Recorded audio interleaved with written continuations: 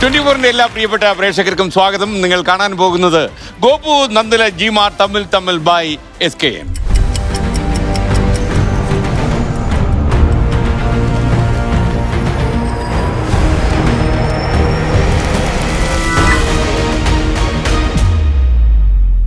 ലക്ഷക്കണക്കിന് കിലോമീറ്റർ അകലെയുള്ള ഗ്രഹങ്ങളും നക്ഷത്രങ്ങളും സാധാരണ മനുഷ്യന്റെ ജീവിതത്തെ അല്ലെങ്കിൽ മനുഷ്യരുടെ ജീവിതത്തെ സ്വാധീനിക്കും എന്ന് പറയുന്നതിൽ യാഥാർത്ഥ്യമുണ്ടോ?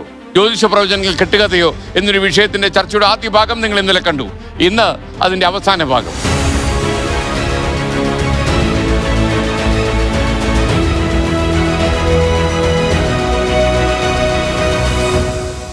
ഈ പരിപാടിയിൽ പങ്കെടുക്കുന്ന ഇവരാണ് ഭാരതീയ ജ്യോതിഷ വിചാര സംഘം സ്ഥാപക ജനറൽ സെക്രട്ടറി ശ്രീകുമാർ പെരിനാട്, മാതൃകുല ധർമ്മരക്ഷാശ്രമ മഠാധിപതിയും ദളിത് തന്ത്രിയുമായ ആദിമാർഗി മക ചണ്ടാള ബാബ, Darul Huda Islamic university lecturer Rasheed Hudavi Elamkulam, ജ്യോതിഷ പണ്ഡിതൻ പാമ്പാക്കുട പുരുഷോത്തമൻ നായർ, സനാതന വേദപാഠശാല ഡയറക്ടർ പ്രവീൺ ശർമ്മ, ജ്യോതിഷ പണ്ഡിതൻ KR ഹരികുമാർ, കൺസൾട്ടന്റ് സൈക്കാട്രിസ്റ്റും ശാസ്ത്ര പ്രഭാഷകനുമായ ഡോക്ടർ ജോസ്റ്റിൻ ഫ്രാൻസിസ്, ജ്യോതിഷ പണ്ഡിതൻ കുഴിപ്പള്ളി കൃഷ്ണൻ നമ്പൂതിരി, സ്വതന്ത്ര ചിന്തകൻ ലിയാഖത്ത് അലി, ജ്യോതിഷ പണ്ഡിതൻ ബ്രഹ്മശ്രീ ഇടമന മനോജൻ പോറ്റി, കേരള യുക്തിവാദി സംഘം സംസ്ഥാന secretary Abhilash Sreedharan, breakthrough science society സംസ്ഥാന സെക്രട്ടറിയും RIT മുൻ അസോസിയേറ്റ് പ്രൊഫസറുമായ PN തങ്കച്ചൻ, ചിന്മയ വിശ്വവിദ്യാപീഠത്തിലെ അസിസ്റ്റന്റ് പ്രൊഫസറും സൈക്കോളജിസ്റ്റുമായ ഡോക്ടർ അനുപമ SR.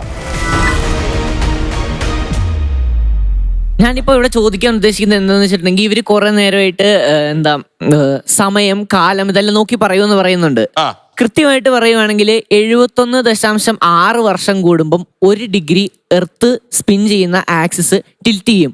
അതെന്ന് പറയുന്നത് 26,000 ചില്ലാനം വർഷം കൊണ്ട് മാത്രം കംപ്ലീറ്റ് ആവുന്ന ഒരു സർക്കിളാണ്. അതിന് ആക്സിയൽ പ്രൊസഷൻ എന്നാണ് പറയുന്നത്. അങ്ങനെ വരുമ്പോൾ തുടങ്ങിയ കാലം തൊട്ട് ആദ്യത്തെ 71.6 വർഷത്തിന് ശേഷം ഇവര് ഒരേപോലെയാണെന്ന് പോയിക്കൊണ്ടിരുന്ന ആ ഒരു സമയം തന്നെ വ്യത്യാസപ്പെട്ട് കിടക്കുന്നു. അപ്പൊ ഇപ്പൊ നോക്കുവാണെങ്കിൽ മിനിമം ഒരു പതിറ്റാണ്ടെങ്കിലും പുറകോട്ട് കിടക്കുന്ന ഇവരുടെ ഈ ജ്യോതിഷത്തിന്റെ സമയവും ഇപ്പോഴത്തെ സമയവും തമ്മിൽ എന്താണ് അതിന് മറുപടിയുണ്ട്. ഈ സമയത്തെ കുറിച്ചും കാലത്തെ കുറിച്ചും ഒക്കെ കൃത്യമായിട്ട് നമ്മള് മണിക്കൂർ, മിനിറ്റ്, സെക്കൻഡ് വരെ മാത്രമേ കണ്ടെത്തിയിട്ടുള്ളൂ. ഇവിടുത്തെ അപകടം എന്താ വെച്ചാൽ ബ്രിട്ടീഷുകാരൻ ചവച്ച് തുപ്പിയിട്ട് പോയിട്ടുള്ള വിദ്യാഭ്യാസമാണ് നമ്മൾ ഫോളോ ചെയ്യുന്നത്. ഇവിടുത്തെ ആചാര്യന്മാര് കണ്ടുപിടിച്ചു നാഴിക, വിനാഴിക, കല, കാഷ്ട, ത്രസ്രേണു എന്നും തുടങ്ങി. ചോദ്യം അതല്ല. പറയട്ടെ എനിക്ക് കംപ്ലീറ്റ് കാരണം സാറിന് ചോദ്യം ക്ലിയർ ആയിട്ടില്ല. ഞാൻ പറഞ്ഞുതരാം, ഇത് വിദ്യാഭ്യാസത്തെ കുറിച്ച് ഒന്നും അല്ല സർ. 26 വർഷത്തിലൊരിക്കൽ ഒരുമിച്ച് ഈ സോഡിയാക്കിന് ഒരു ചേഞ്ച് വരുന്ന കാര്യത്തെ കുറിച്ചായിട്ടാണ് പറഞ്ഞത്. ഞങ്ങൾക്ക് ഇത് അല്ല സർ, ഞാൻ വ്യക്തമാക്കി തരാം. സംഭവം എന്താണെന്ന് വെച്ചാൽ ഈ ആക്സിയൽ പ്രൊസഷൻ കാരണം എർത്ത് ഇങ്ങനെ ചെരിഞ്ഞോണ്ടിരിക്കുവാണ്. അതിനനുസരിച്ച് നിങ്ങൾ അന്ന് രേഖപ്പെടുത്തി ഞങ്ങൾക്ക് ഗണിതമാനമുണ്ട്. പറഞ്ഞു തീർക്കാന്താ ഉത്തരം മുട്ടുമ്പോ കൊന്നം കുത്തി കാണിക്കുന്ന ഒച്ച വെച്ചിട്ട് കാര്യമില്ല. പറഞ്ഞു തീർക്കാൻ.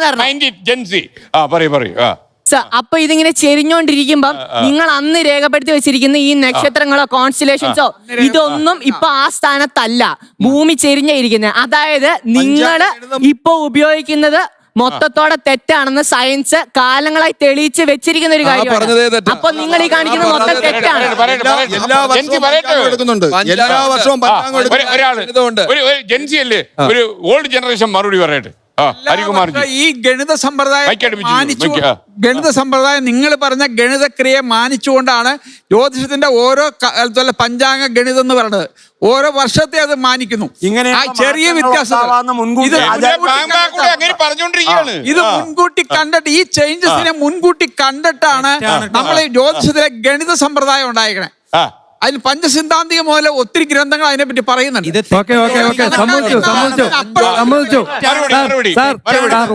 ഒരു മിനിറ്റ്. ഈ നമ്മുടെ ഈ സാറും പറഞ്ഞു, അദ്ദേഹം ഒക്കെ പറഞ്ഞു സൂര്യൻ ഗ്രഹമാണെന്ന്. സൂര്യൻ ഗ്രഹമാണോ നക്ഷത്രമാണോ എന്ന് നിങ്ങൾ തമ്മിലൊരു ധാരണയിലെത്താവും. ഒന്ന് കൃത്യമായിട്ട് പറയാവോ? നക്ഷത്രമാണോ ഗ്രഹമാണോ? കൃത്യമായിട്ട് ഇത് പറയാ. ഈ ശാസ്ത്രപരമായ പഠനത്തിന് വേണ്ടി സൂര്യനും ചന്ദ്രനും ഗ്രഹങ്ങളായിട്ടും പ്രകാശഗ്രഹങ്ങളായിട്ടും ബാക്കിയുള്ള 5 ഗ്രഹങ്ങളെ താരാഗ്രഹങ്ങളായിട്ടും മറ്റ് ഗ്രഹങ്ങളെ ഇതിന്റെ ഉപോത്ബലകമായിട്ടും ഒരു ശാസ്ത്രത്തിന്റെ പഠനത്തിന് വേണ്ടി അങ്ങനെ വിധാനം ചെയ്തേക്കുവാണ്. പറഞ്ഞ ഇത് ശാസ്ത്രം പഠിക്കാനാണ്. അവിടെ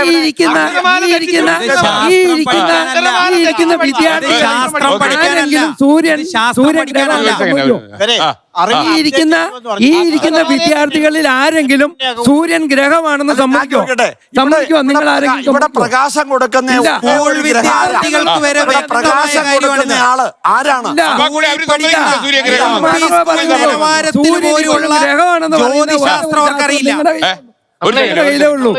ഗ്രഹത്തെ നമ്മൾ ആകാശത്തേക്ക് നോക്കുമ്പോ നക്ഷത്രം പോലെ കാണുമല്ലോ. അപ്പൊ പ്രീ മോഡേൺ സയൻസ് ഇതിനെ മൊത്തത്തില് നക്ഷത്രം പോലെ ആയിട്ടാണ് കണ്ടിരുന്നത്. വിശകലന സൗകര്യത്തിന് വേണ്ടി ഇപ്പൊ അദ്ദേഹം പറഞ്ഞ പോലെ പേരുകളൊക്കെ അങ്ങോട്ടും ഇങ്ങോട്ടും മാറ്റും. നമ്മളെ വിഷയം ഇതല്ല. നമ്മൾ ഈ ജ്യോതിഷത്തിലെ പ്രവചനങ്ങൾ. അതെ, നമ്മളെ വിഷയം ഈ ഭയങ്കര സ്കോളർലി ഡിസ്കഷൻ നടത്താൻ ഇവിടെ കുറച്ച് സ്കോളേഴ്സും അവിടെ അതേപോലത്തെ സ്കോളേഴ്സും വേണം. അതിന് പകരം ഇവര് മുഴുവൻ ഇതിന്റെ പണ്ഡിതന്മാരാ, ഇത് പ്രാക്ടീസ് ചെയ്യുന്ന ആളുകളാ. അപ്പൊ നമ്മളെ സംബന്ധിച്ചിടത്തോളം വേണ്ടത് ഇത് കെട്ടുകഥയാണോ അല്ലേ എന്നാണ് നമ്മുടെ ഡിസ്കഷൻ. അതുകൊണ്ട് തന്നെ കുറെ ആളുകൾക്ക് ഇങ്ങനെ എക്സ്പീരിയൻസ് ഇല്ല, കുറെ ആളുകൾക്ക് എക്സ്പീരിയൻസ് ഉണ്ട്. അങ്ങനെയാണെന്നുണ്ടെങ്കിൽ കുറെയൊക്കെ എക്സ്പീരിയൻസ് ശരിയാവുന്നുണ്ട്, എന്നാൽ ചില ആളുകൾക്ക് അങ്ങനെ എക്സ്പീരിയൻസ് ഇല്ല താനും. ആ ഒരു പോയിന്റിൽ എത്തിയാ പോരാന്ന് ചോദിച്ചു. വെറുതെ സമയം കളയേണ്ട ആവശ്യമില്ല. അതല്ല അതിന്റെ കാര്യം. ഏറ്റവും സുപ്രധാനമായിട്ടുള്ളൊരു കാര്യമുണ്ട്. എന്താ പ്രശ്നം? ഇത് ചില ആളുകളുടെ അനുഭവവും ചില ആളുകളുടെ അനുഭവം ഇല്ലാത്തവർ അതില്ല എന്ന് പറയുന്നതും അല്ല പ്രശ്നം. ഈ അനുഭവങ്ങൾ എങ്ങനെയാണ് ഉപയോഗപ്പെടുത്തുന്നതാണ് പ്രശ്നം. ഞാൻ ഇവരോട് ചോദിച്ചത് ആസ്ട്രോടോക്കിൽ രജിസ്ട്രേറ്റിനോ ചോദിക്കാൻ കാരണം എന്താന്ന് വെച്ചാൽ, ഈ പറയപ്പെടുന്ന ഈ പെട്ടിക്കട ജ്യോതിഷമൊക്കെ അവസാനിച്ചു. ബാംഗ്ലൂരില് IT ജോലി ചെയ്തിരുന്ന ഒരു പുനീത് ഗുപ്ത, അയാൾ ഒരു സാധാരണ കുടുംബത്തിൽ നിന്ന് വന്നു. IT എഞ്ചിനീയറായി, സോഫ്റ്റ്വെയർ എഞ്ചിനീയർ ആയിരുന്നു. പക്ഷെ കുറച്ച് സാമ്പത്തികമായിട്ട് ഉയർന്ന സ്ഥലത്തുള്ള ഒരു പെൺകുട്ടി, ഒരു കുടുംബത്തിലുള്ള ഒരു പെൺകുട്ടിയായിട്ട് പ്രണയത്തിലായി. അദ്ദേഹത്തിന് അനുഭവം പറഞ്ഞാണ്. ഒരു ദിവസം ഒരു ബൈക്കിൽ യാത്ര ചെയ്യുന്ന സമയത്ത് കാറ് വന്ന് ചെളിവെള്ളം തെറിപ്പിച്ചു ഈ പെൺകുട്ടിയുടെ ദേഹത്ത്. ഇതിന്റെ പേരിൽ ഈ പുനീത് ഗുപ്തക്ക് സമ്പത്ത് ഉണ്ടാക്കണമെന്നോ വിജയിക്കണമെന്നോ വലിയ അംബീഷൻസ് ഒന്നും ഇല്ലാത്തത് കൊണ്ട് ഞാൻ കാലാകാലം ഈ ബൈക്കിൽ ചെളി നിറച്ച് നടക്കേണ്ടി വരും എന്ന് പറഞ്ഞ ആ സംസാരം അത് അവർ തമ്മിൽ ബ്രേക്കപ്പിലേക്ക് പോയി. അതിനുശേഷം ഇദ്ദേഹം ആ ബ്രേക്കപ്പിൽ നിന്ന് അദ്ദേഹത്തിന് പ്രചോദനം, നേരത്തെ പറഞ്ഞ സോ കോൾഡ് പ്രചോദനം ഉണ്ടായി. ആ പ്രചോദനത്തിന്റെ അവസാനം ഇയാൾ സമ്പത്ത് ഉണ്ടാക്കാൻ തീരുമാനിച്ചു. IT എഞ്ചിനീയറായ പുനീത് ഗുപ്ത 2 ബിസിനസ് തുടങ്ങി. 2 ബിസിനസ്സും പൊട്ടി. മൂന്നാമത് ഇപ്പൊ തുടങ്ങിയ ഒരു ബിസിനസ്സാണ് ആസ്ട്രോടോക്ക്. കേരളത്തിൽ അപർണ ബാലമുരളി മുതൽ മമതാ മോഹൻദാസ് മുതൽ അതേപോലെ തന്നെ അമല പോൾ മുതൽ നല്ല നമുക്കൊക്കെ നിലപാട് സിംഹങ്ങൾ എന്നൊരു കാലത്ത് ആളുകൾ തെറ്റിദ്ധരിച്ചിരുന്ന നടിമാര്, ബോളിവുഡിലെ മികച്ച നടന്മാര്, അതേപോലെ തന്നെ സേവാഗിനെ പോലെയുള്ള പഴയ ക്രിക്കറ്റ് താരങ്ങൾ, ഇവരാണ് ഇപ്പോൾ ആസ്ട്രോടോക്കിന്റെ പ്രചാരകര്. അവര് പറയുന്നത്, നിങ്ങൾ ഇവർ ഈ പറഞ്ഞ ഒന്നും വേണ്ട, ജാതകം വേണ്ട, ഒരു കുന്തവും വേണ്ട, നിങ്ങൾ ജനിച്ച തീയതിയാണ് കൊടുത്താൽ മതി, നിങ്ങളുടെ പേരും ജനിച്ച തീയതി. ആസ്ട്രോടോക്കിന്റെ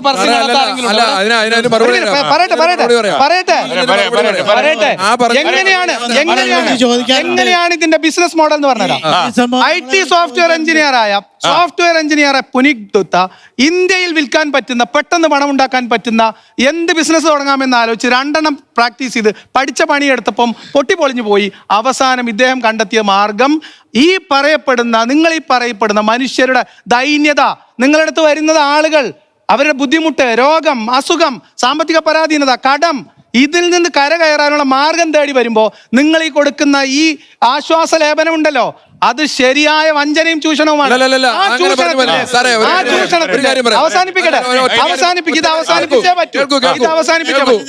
ആ ചൂഷണ സമ്പ്രദായത്തിൽ, ആ ചൂഷണ പെട്ടിക്കടകളെ,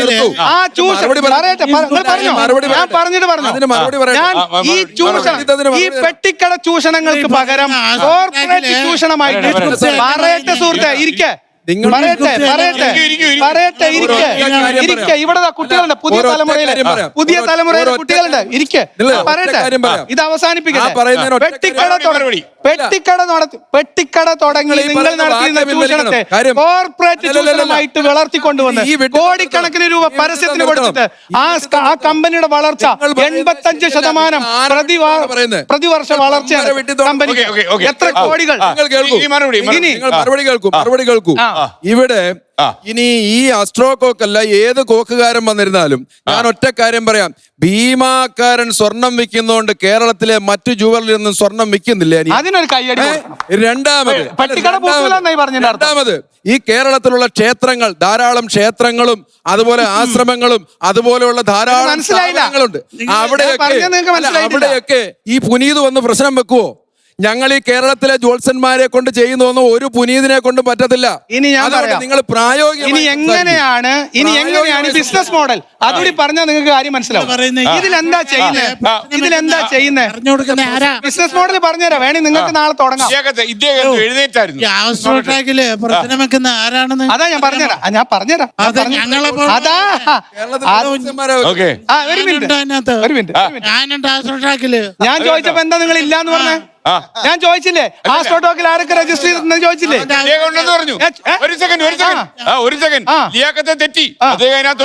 അടിപൊളി. കാലത്തിനൊപ്പം സഞ്ചരിക്കുന്ന ജ്യോതിഷിയാണ് അദ്ദേഹം. കാലത്തിനൊപ്പം സഞ്ചരിക്കുന്ന കയ്യടി കൊടുക്ക്. ആസ്ട്രോടോക്കിൽ രജിസ്റ്റർ ചെയ്തിട്ടുണ്ട്. ആസ്ട്രോടാക്കില് ഈ നിങ്ങൾ പറയുന്ന പോലെ പുനീഷ് ഗുപ്ത അല്ല പ്രശ്നം പറയുന്നത് അല്ലേ? ഞങ്ങളെ പോലുള്ളവരാ പറഞ്ഞു. അത് ഞാൻ പറയാം. ബിസിനസ് മോഡലും കൂടി ഞങ്ങളെ പോലുള്ളവരാ പറഞ്ഞു കൊടുക്കുന്നത്. അതിന്റെ മോഡൽ എങ്ങനെയാ? ഞാനിപ്പോ ഞാൻ എന്റെ ജാതകം കൊണ്ട് ചെല്ലുന്നു. ജാതകം കൊണ്ട് വരുന്നു. എനിക്ക് കോടീശ്വരനാവണം, എന്റെ ആഗ്രഹം. അതൊക്കെ അവിടെ ഇരിക്കട്ടെ. ഡേറ്റ് ഓഫ് ബർത്ത് ടൈമിങ്ങുമായിട്ട് വരുന്നു. അല്ലെങ്കിൽ എന്റെ ഈ തമ്മിൽ അവസാനിക്കാതിരിക്കണം. തമ്മിൽ അവസാനിക്കാതിരിക്കത്തില്ലല്ലോ. താങ്കളുള്ളിടത്തോളം കാലം വേണം. പറയൂ. അപ്പോ ഡേറ്റ് ഓഫ് ബർത്തും ടൈമുമായിട്ട് നമ്മളെ സമീപിക്കുമ്പോ നമ്മളെ വിളിച്ച് പറയുമ്പോ നമ്മൾ വ്യക്തമായിട്ട് അതിന്റെ കാര്യങ്ങൾ പറഞ്ഞു കൊടുക്കും. അതിന് ഇത്ര സമയമുണ്ട്, ആ സമയത്തിന് ഞാൻ പറഞ്ഞുതരാം. പറഞ്ഞു കൊടുക്കും. പറഞ്ഞു കൊടുക്കും. ശരിയാവില്ല. എത്ര ജ്യോതിഷന്മാരിലുണ്ട് ഈ മോഡലില്? എത്ര പേര് പോലുണ്ട്? ഒരു കാര്യം പറഞ്ഞോട്ടെ. എങ്ങനെ നിങ്ങൾക്ക് കിട്ടുന്ന എങ്ങനെ? മെയിൽ വഴിയാണ്? ഫോണിൽ വരും. ഞാൻ പറയാം. വാട്സാപ്പിൽ അയച്ചു തരും. ആസ്ട്രോടാക്കിന്റെ സൈറ്റ് ഉണ്ട്. ആസ്ട്രോടാക്കിന്റെ സൈറ്റില് നമുക്ക് കൃത്യമായി നമ്മള് ബിസിനസ് മോഡൽ ഞാൻ പറഞ്ഞുതരാം. ബിസിനസ് മോഡൽ പറഞ്ഞുതരാം. ഇത് നമ്മൾ പണ്ടൊക്കെ ബിസിനസ് മോഡൽ പറയുന്നതിന് മുമ്പ് ആ ബിസിനസ് മോഡലിന്റെ കറക്റ്റ് സംഭവം എന്താണെന്ന് വർഷങ്ങൾക്ക് മുമ്പ് തന്നെ ജോഹാനസ് കെപ്ലർ പറഞ്ഞിട്ടുണ്ട്. അതായത് ബുദ്ധിമതിയായ അമ്മ പട്ടിണി കിടന്ന് ചാവുണ്ടെങ്കിൽ വിഡ്ഢിയായ മകള് ജോലിക്ക് പോകണമെന്ന് തന്നെയാണ്. എന്ന് പറഞ്ഞിട്ടുണ്ടെങ്കിൽ പുള്ളി അത് വർഷങ്ങൾക്ക് മുമ്പ് പറഞ്ഞത് തന്നെ ആസ്ട്രോണമി കഞ്ഞി കുടിച്ചു പോകണമെങ്കിൽ ആസ്ട്രോളജി ഫീൽഡിൽ ഇറങ്ങിയാലേ കാര്യം നടക്കുകയുള്ളൂ എന്നാണ് അവര് പറഞ്ഞത്. ഇതിന്റെ ബിസിനസ് മോഡൽ ഞാൻ നേരത്തെ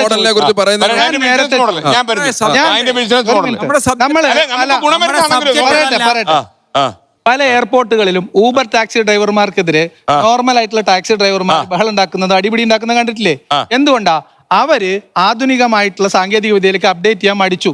ആസ്ട്രോടോക്കിൽ ഇപ്പൊ രജിസ്റ്റർ ചെയ്തിട്ടില്ലെങ്കിൽ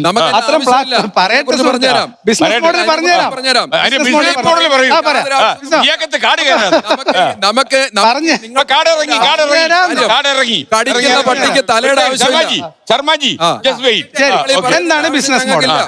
ഇദ്ദേഹം അതായത് ഇപ്പോ 1000 അല്ലെങ്കിൽ 1,00,000 ജ്യോത്സ്യന്മാര് അവരവരുടെ വീടുകളിൽ ഇരുന്ന് ജ്യോത്സ്യം നടത്തുന്നുണ്ട്. ആളുകൾ വണ്ടി ഓട്ടോയും പിടിച്ച് അവിടെ പോകുന്നുണ്ട്.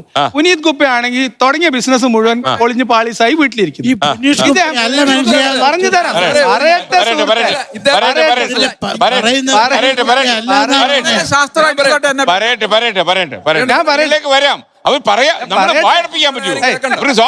ഇത് സംഘർഷഭരിതമാക്കല്ലേ, തമാശയായിട്ട് പോട്ടെ. അപ്പൊ ഇതെങ്ങനെ കച്ചവടം എങ്ങനെ? ഞാൻ പറഞ്ഞു അദ്ദേഹം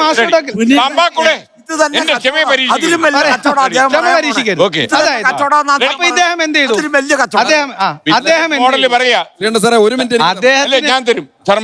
അദ്ദേഹത്തിന് ജ്യോത്സ്യൊന്നും അറിയില്ല. നോക്കുമ്പം ജ്യോത്സ്യന്മാർക്ക് ഇങ്ങനെ ചെയ്യുന്നുണ്ട്. ആളുകൾക്ക് നല്ല അന്ധവിശ്വാസം ഉണ്ട്. ജ്യോത്സ്യന്മാര് പൈസ ഉണ്ടാക്കുന്നുണ്ട്. അതിന് കമ്മീഷൻ അടിക്കാൻ അയാൾ തീരുമാനിക്കുന്നു. പുനീത് ഗുപ്ത തീരുമാനിക്കുന്നു. അദ്ദേഹം സോഫ്റ്റ്വെയർ എഞ്ചിനീയർ ആണ്. അടിപൊളിയാണ്. അപ്പൊ ഏറ്റവും ലാഭകരമായ ബിസിനസ് ആളുകളുടെ ദൈന്യതയെ ചൂഷണം ചെയ്യുന്ന ഈ ചൂഷകരുടെ കമ്മീഷൻ പറ്റിലാണ് ഏറ്റവും വലിയ ബിസിനസ്. അതിനകത്തിലെ 10 രൂപ കിട്ടി കഴിഞ്ഞാൽ സ്വന്തം തന്തയുടെ പേര് മാറ്റി പറയുന്നവന്മാര് ഇന്ത്യയിലും കാണും. ഞങ്ങൾ അങ്ങനല്ല. ഞങ്ങൾക്ക് മാർഗമുണ്ട്. ഞാൻ പറഞ്ഞുതരാം. ഞാൻ 18ാമത്തെ വയസ്സ് മുതൽ കേൾക്കൂ. ഞാൻ പറയുന്നത് നിങ്ങൾ കേൾക്കണം. ഞാൻ 18ാമത്തെ വയസ്സ് മുതൽ എന്റെ മുത്തച്ഛൻ സംസ്കൃത പണ്ഡിതനായിരുന്നു. അദ്ദേഹത്തിന്റെ കീഴിൽ നിന്ന് ജ്യോതിഷം പഠിച്ചു. പിന്നെ ചേപ്പാട് KG കേമൾ സാർ ഗവൺമെന്റ് അംഗീകരിച്ച ആളാണ്, പദവി കൊടുത്ത ആളാണ്. അതുപോലെ തലയോലപ്പറമ്പ് മേനോൻ സാറ് ഇദ്ദേഹത്തിന്റെ ഒക്കെ കീഴിൽ 18 വയസ്സ് മുതൽ പഠിച്ച ഞാൻ 51 വയസ്സായി പോകും. എന്റെ വീട്ടിൽ ഒരു ബോർഡ് പോലും വെച്ചിട്ടില്ല. രാവിലെ ഉദിച്ചാൽ 10 മണി മുതൽ ആളുകൾ അവിടെ വന്ന് ക്യൂ നിൽക്കും. ഞങ്ങൾക്ക് ഒരു പരസ്യവും വേണ്ട, ഒരു പുനീതഗുപ്തയും വേണ്ട. കാര്യം ശാസ്ത്രീയമായി ജ്യോതിഷം പഠിച്ച് ഉപാസനയോടുകൂടി അത് കൈകാര്യം ചെയ്യുന്ന ജ്യോത്സ്യന്റെ അടുക്കൽ ഗ്രഹങ്ങൾ തന്നെ, ദൈവം തന്നെ താനെ ആളിനെ അവിടെ പറഞ്ഞു വിടും. ഞങ്ങൾക്ക് ഇതിന്റെ ഒന്നും യാതൊരു ആവശ്യമില്ല.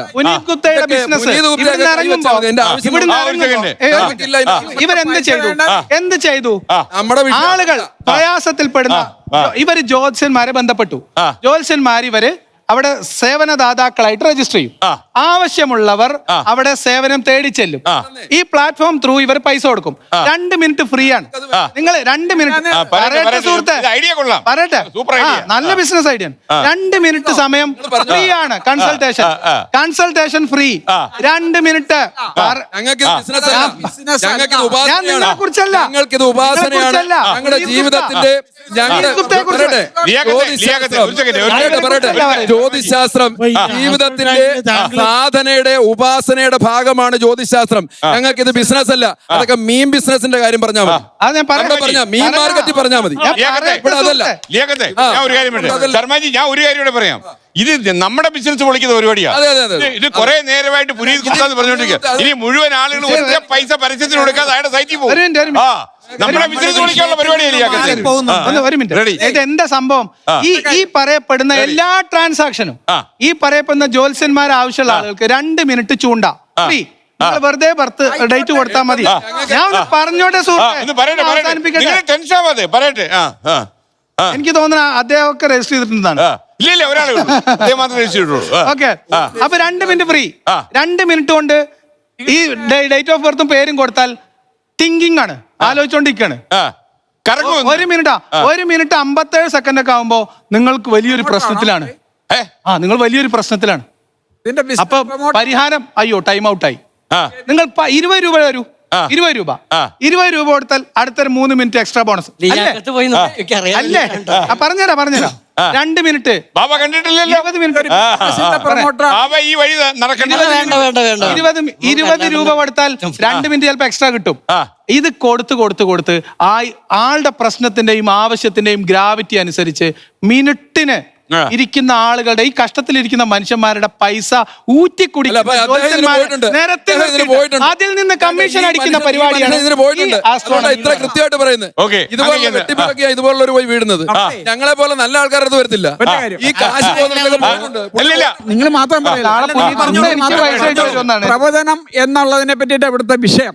ആ പ്രവചനത്തിന്റെ വിഷയത്തിലേക്ക് വാ. നിങ്ങള് ജ്യോതിഷ ശാസ്ത്രത്തിലെ ബെർത്ത് ചാർട്ട് വെച്ചിട്ട് നിങ്ങളുടെ കാര്യങ്ങൾ പറയാൻ പറ്റുന്നുണ്ടോ ഇല്ലയോ എന്നുള്ളതാണ്. എന്നാ പിന്നെ അത് നോക്കാം.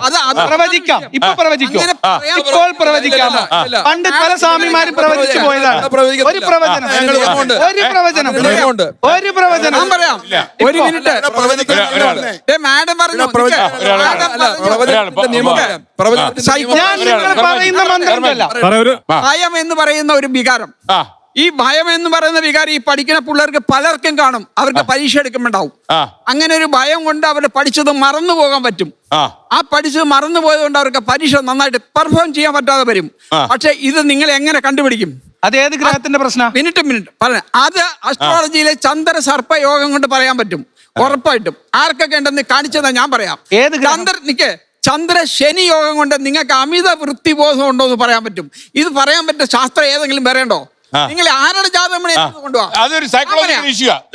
ഡോക്ടർ അനുഭവം പറഞ്ഞു. ആ ഭയം ഇതെല്ലാം കേട്ട് നടുങ്ങിയിരിക്കുക. ആ ഭയത്തിന്റെ കാരണം ഞാൻ അപകടം വന്നു വിചാരിച്ചില്ലല്ലേ? ഒരു സെക്കൻഡ് അത് തന്നെയാണ് ഞാൻ നേരത്തെ പറഞ്ഞത്. ഞാൻ നേരത്തെ പറഞ്ഞ പോയിന്റ് തന്നെയാണ് ഞാൻ ആവർത്തിക്കുന്നത്. കാരണം ഒരു മനുഷ്യന്റെ മനസ്സിനെ ഇൻഫ്ലുവൻസ് ചെയ്യാൻ പറ്റുന്ന ഒരു ശാസ്ത്രം തന്നെയാണ്. ഇപ്പൊ നമ്മൾ കുട്ടികൾ ഭയപ്പെടുന്നു. അപ്പൊ കുട്ടികളോട് നമ്മൾ പറയാണ്, നമ്മൾ കുറച്ചുകൂടെ പോസിറ്റീവായിട്ട് അവരെ കാര്യങ്ങൾ പറഞ്ഞു കൊടുക്കാൻ ഒരു ജ്യോതിഷം അല്ലെങ്കിൽ ഒരു ജ്യോത്സ്യൻ വേണം എന്നില്ല. അത് അമ്മമാർക്കാവാം, ടീച്ചേഴ്സിനാവാം, അവരുടെ അതേസമയം ഇപ്പൊ ഒരാളെ ഏറ്റവും കൂടുതൽ തകർന്നിരിക്കുന്ന ഒരു അവസ്ഥ എന്ന് പറയുന്നത് അയാൾ ഫിനാൻഷ്യലി ഡൗൺ ആവുമ്പോഴത്തേക്കും ആയിരിക്കും. അപ്പൊ അങ്ങനെ നിൽക്കുന്ന ഒരവസ്ഥയിൽ ഒരാൾ വന്നിട്ട് ഉപദേശിക്കുകയാണ്, നിങ്ങൾ പോയിട്ട് ഇത് ചെയ്ത് കഴിഞ്ഞാൽ നല്ല പരിഹാരം ഉണ്ടാവും, അതൊന്ന് ട്രൈ ചെയ്ത് നോക്കൂ എന്ന് പറയുമ്പോൾ സ്വാഭാവികമായിട്ടും ഞാനാണെങ്കിലും ഇൻഫ്ലുവൻസ്ഡ് ആയി പോവും, ഞാൻ പോവുകയും ചെയ്യും. എന്നിട്ട് അവിടെ നിന്ന് അതല്ല ഇത് കൂടെ ചെയ്യണം എന്ന് പറഞ്ഞ് ഓരോരോ ആവർത്തിക്കപ്പെടുന്ന ഓരോരോ രീതികളിലോട്ട് നമ്മൾ മാറി മാറി പോകുമ്പോഴത്തേക്കും നമുക്കവിടെ മാനസിക സമ്മർദ്ദം ഒരു ഭാഗത്ത് നമുക്ക് ചിലപ്പോൾ കുറയ്ക്കാനും പറ്റും, അതേസമയം തന്നെ നമുക്കുണ്ടാവുന്ന നഷ്ടങ്ങൾ കാരണം മാനസിക സമ്മർദ്ദം കൂടുകയും ചെയ്യും. അപ്പൊ ഇതെല്ലാം ഓരോ വ്യക്തികളെ അനുസൃതമായിട്ട് തന്നെയാണ് ഇരിക്കുന്നത്. ഇങ്ങനെ സംഭവം വേണോ വേണ്ടെന്ന് ചോദിച്ചാൽ പ്രവചനം വേണമെന്നോ? ഒരിക്കലും ഞാൻ അതിനോട് പ്രവചനം വേണമെന്ന് ഞാൻ ഒരിക്കലും പറയില്ല. പ്രവചിക്കുന്നത് ഞാനും പ്രവചിച്ചിട്ടുണ്ട്. സംശയം, ചൊവ്വ ഏതാണ്ട് 5.46 കോടി കിലോമീറ്റർ ദൂരെ നിൽക്കുന്നത്. അത്രയും ദൂരെ ഇരുന്നുകൊണ്ട് കേരളത്തിലെ മാത്രം പെണ്ണുങ്ങളുടെ വിവാഹം മുടക്കുന്നത് എങ്ങനെയാണെന്ന് അറിയാൻ കൊള്ളാം. അല്ല, ഇവിടെ പറഞ്ഞല്ലോ ഒരു ചൊവ്വയും ആരുടെ വിവാഹം മുടക്കുന്നില്ല. ഇവിടെ പറഞ്ഞല്ലോ എന്താണ് ചൊവ്വ ദോഷം എന്നുള്ളതിനെ കുറിച്ച് പറഞ്ഞു. എന്നാൽ സൂചയന്തിക ജന്മനി ഓരോ ഭാവം കൊണ്ട് ഒരു വ്യക്തിക്ക് ഓരോ ഫലങ്ങളാണ് പറയുന്നത്. ഇപ്പം 7ാം ഭാവം കൊണ്ട് ഒരാളിന്റെ വിവാഹത്തെ കുറിച്ച് വേണം ചിന്തിക്കാൻ, സദാചാരത്തെ കുറിച്ച് ചിന്തിക്കണം, പോക്കുവരവിനെ കുറിച്ച് ചിന്തിക്കണം. അപ്പൊ ഒരു ആണിന്റെ ആണെങ്കിലും പെണ്ണിന്റെ ആണെങ്കിലും 7ാം ഭാവം കൊണ്ട് വേണം വിവാഹം ചിന്തിക്കാൻ. ആ ഭാവത്തിൽ ചൊവ്വ നിന്നാൽ അവിടെ ദോഷം കൽപ്പിക്കുന്നത് സൂചയന്തീഹ ജന്മനി. എന്താ ഈ ചൊവ്വ വന്നിട്ട് ഇയാളുടെ മണ്ടയ്ക്കോട്ടോ അല്ലെങ്കിൽ ഈ കുട്ടിയുടെ മണ്ടയ്ക്കോട്ടോ വീണ് ചാവുമെന്നല്ല പറയുന്നത്. പിന്നെ രണ്ടാമത് അഷ്ടമഭാവത്തിൽ ചൊവ്വ നിന്നാൽ ഒരു മനുഷ്യന്റെ ആയുസ്സിനെ കുറിച്ച് ചിന്തിക്കുന്നതും രോഗത്തെക്കുറിച്ചും അപകടത്തെക്കുറിച്ച് ചിന്തിക്കുന്നതും അഷ്ടമഭാവം കൊണ്ടാണ്. ആ അഷ്ടമഭാവത്തിൽ ചൊവ്വ നിന്നാലും ഇവർക്ക് ആയുസ്സിന് ദോഷം ഉണ്ടാകും, ദീർഘദാമ്പത്യത്തിന് ദോഷം ഉണ്ടാകുമെന്ന് സൂചിപ്പിക്കുകയാണ്. ചൊവ്വാദോഷത്തെ കുറിച്ച് ആചാരവാൻ ആചാര്യരുച്ചത എന്നാണ് പൊതുവെ ഇപ്പൊ സംസ്കൃതത്തിൽ വാക്കാന്നുള്ളൂ. ഒരു സംഭവം ആചരിച്ചു പോവുക. അപ്പൊ അദ്ദേഹം മനഃശാസ്ത്രവുമായി ബന്ധപ്പെട്ടത് ആചരിച്ചു പോകുന്ന ആളാണ്. ജ്യോതിഷം ചെയ്യുന്ന ആളുകൾ ജ്യോതിഷാചാര്യന്മാര്. ഇവിടെ ഈ ജ്യോതിഷത്തിൽ എന്തായാലും ജ്യോതിഷത്തിൽ എന്ത് പ്രവചനം നടത്തിയാലും ശരി അതിനൊക്കെ പരിഹാരം പറയപ്പെട്ടിട്ടുണ്ട്. അപ്പൊ ഈ സ്വതവേ ഇപ്പൊ എല്ലാവരും എവിടെ നോക്കിയാലും ജ്യോതിഷം എടുത്തു കഴിഞ്ഞാൽ അപ്പൊ ഈ ചൊവ്വേനെ എടുത്തിടും. ചൊവ്വ കുടുംബം നശിപ്പിച്ചു, ചൊവ്വ കല്യാണം നടത്തുന്നില്ല വേണ്ട. അപ്പൊ എന്നെ പോലുള്ള ആചാര്യന്മാർക്ക് ആചരിക്കുന്നവർക്ക് എന്ത് ചെയ്യാൻ പറ്റുള്ളൂ? അപ്പൊ എങ്ങനെ കാണിച്ചപ്പോ ഞാൻ അതുകൊണ്ട് ആദ്യം പറഞ്ഞു, ഞാൻ ചൊവ്വാദോഷം ഉണ്ട് എന്ന് പറഞ്ഞൊരു വ്യക്തിയെ കല്യാണം കഴിച്ച് എന്താണ് അങ്ങനെ ദോഷമുണ്ടോ ഉണ്ടെങ്കിൽ എന്താണ്, എങ്ങനെ ജീവിക്കാം? അതിനാ ഞാൻ പറഞ്ഞു, 2 മനുഷ്യന് നല്ല മനപ്പൊരുത്തിൽ പോവുകയാണെങ്കിൽ ചൊവ്വേനൊക്കെ അവിടെ മാറ്റി നിർത്താൻ പറ്റും. ചൊവ്വ ഇല്ലാണ്ടൊന്നും അല്ല അത്. ചൊവ്വ ഉണ്ടോ? അപ്പൊ അദ്ദേഹം പരീക്ഷിക്കണം. ഞാൻ പരീക്ഷിച്ചിട്ടാ പറയുന്നത്. സ്വതവേ ഒരു കുടുംബത്തിലൊരു വർത്തമാനം സംസാരം ഒക്കെ ഉണ്ടാവും, എല്ലാ സ്നേഹമൊക്കെ ഉണ്ടായിരിക്കും. അത് നമുക്കും ഉണ്ട്. അത് സർവധർമ്മ പരിത്യജ്യ മാമേകം ശരണം പ്രജാന്ന് ഭഗവാൻ കൃഷ്ണൻ പറഞ്ഞ പോലെ പരമായ സത്യത്തിൽ ഇതൊക്കെ ഞാൻ ഈശ്വരൻ ഒന്നും എടുത്തു പോകണമെന്നില്ല. അപ്പൊ നമുക്ക് ദൈവവിശ്വാസം ഉണ്ട്, ദൈവത്തിൽ ശാസ്ത്രബോധ്യം ഉണ്ടെങ്കിൽ ശാസ്ത്രത്തിൽ. ഇപ്പൊ തന്നെ മോതിരട്ടാണ് അദ്ദേഹം ഇരിക്കുന്നത്. അദ്ദേഹം ഇപ്പൊ ഇട്ട് കൊടുത്തോട്ടായിരിക്കും, കല്യാണം കഴിഞ്ഞതാ. ഈ കയ്യിലും വേണമെങ്കിൽ ഇടാം. അപ്പൊ എന്താ വെച്ചാൽ ഈ കൈ നിറച്ച സാധനങ്ങളാണ്. അല്ല, എനിക്ക് വിശ്വാസിയാണ്. അദ്ദേഹം ഇപ്പോൾ സയൻസ് പറയുക. അപ്പൊ ഈ അനാമികയിൽ ഇപ്പം വിശ്വാസമാണല്ലോ. ഇതൊക്കെ ഓർണമെന്റ്സ് ആണ്, അല്ലാണ്ട് ഊറ്റി കെട്ടിയൊന്നുമല്ല.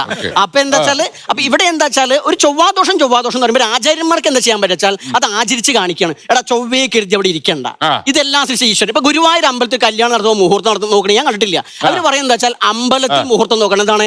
ഈശ്വര സാന്നിധ്യം. അപ്പൊ ഈശാവാസ്യം ഇതം സർവ്വം ആദ്യ ആചാര്യന്മാർ പറഞ്ഞു വെച്ചു.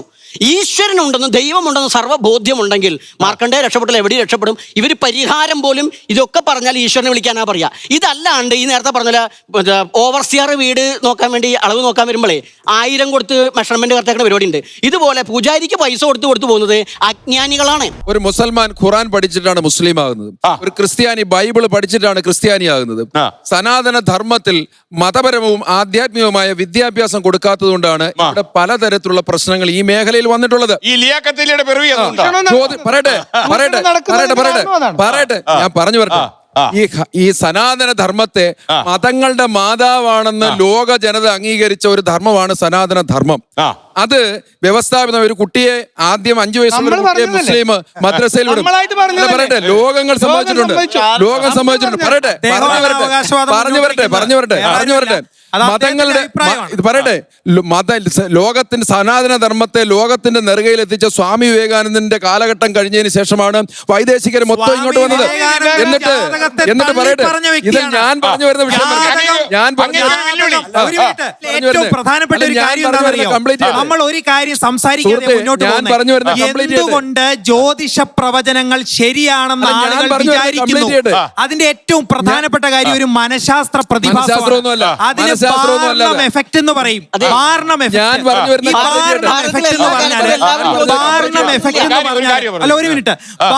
എഫക്ട് എന്ന് പറഞ്ഞാല് ചില പൊതു പ്രസ്താവനകൾ നടത്തുക, എല്ലാവർക്കും ശരിയാണെന്ന് തോന്നുന്ന ചില പൊതു പ്രസ്താവനകൾ നടത്തുക.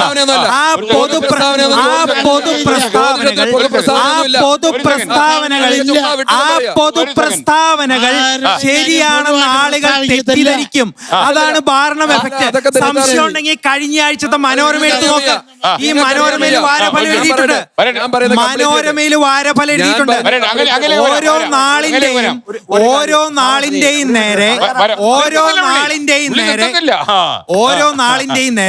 നിങ്ങൾക്ക് ഉദരവൈഷമ്യം ഉണ്ടാകാം, നിങ്ങൾ വാഹനം വാങ്ങാം, നിങ്ങൾ പൊതുവെ ആളുകളോട് സംസാരിക്കാൻ ഇഷ്ടപ്പെടുമെങ്കിലും ചിലപ്പോൾ അന്തർമുഖത്വം അനുഭവിക്കാം. ഇങ്ങനെ അവിടെയും ഇവിടെയും തൊടാത്ത പൊതുപ്രസ്താവനകൾ നടത്തുക. അപ്പൊ ആളുകൾ സ്വയം അവ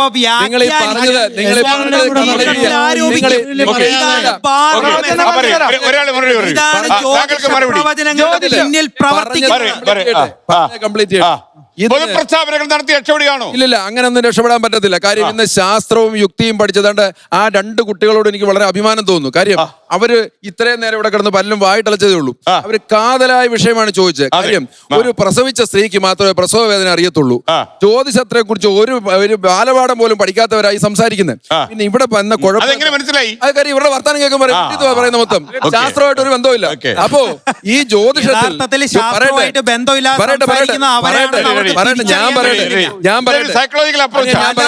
ജ്യോതിഷം എന്ന് പറയുന്നത് അശാസ്ത്രീയമായ കാര്യമാണ്. അവർക്ക് തിരിച്ചറിയാൻ കഴിയുന്നില്ല. ഇവിടെ ജ്യോതിഷം പറഞ്ഞു പൂർത്തിയാക്കട്ടെ.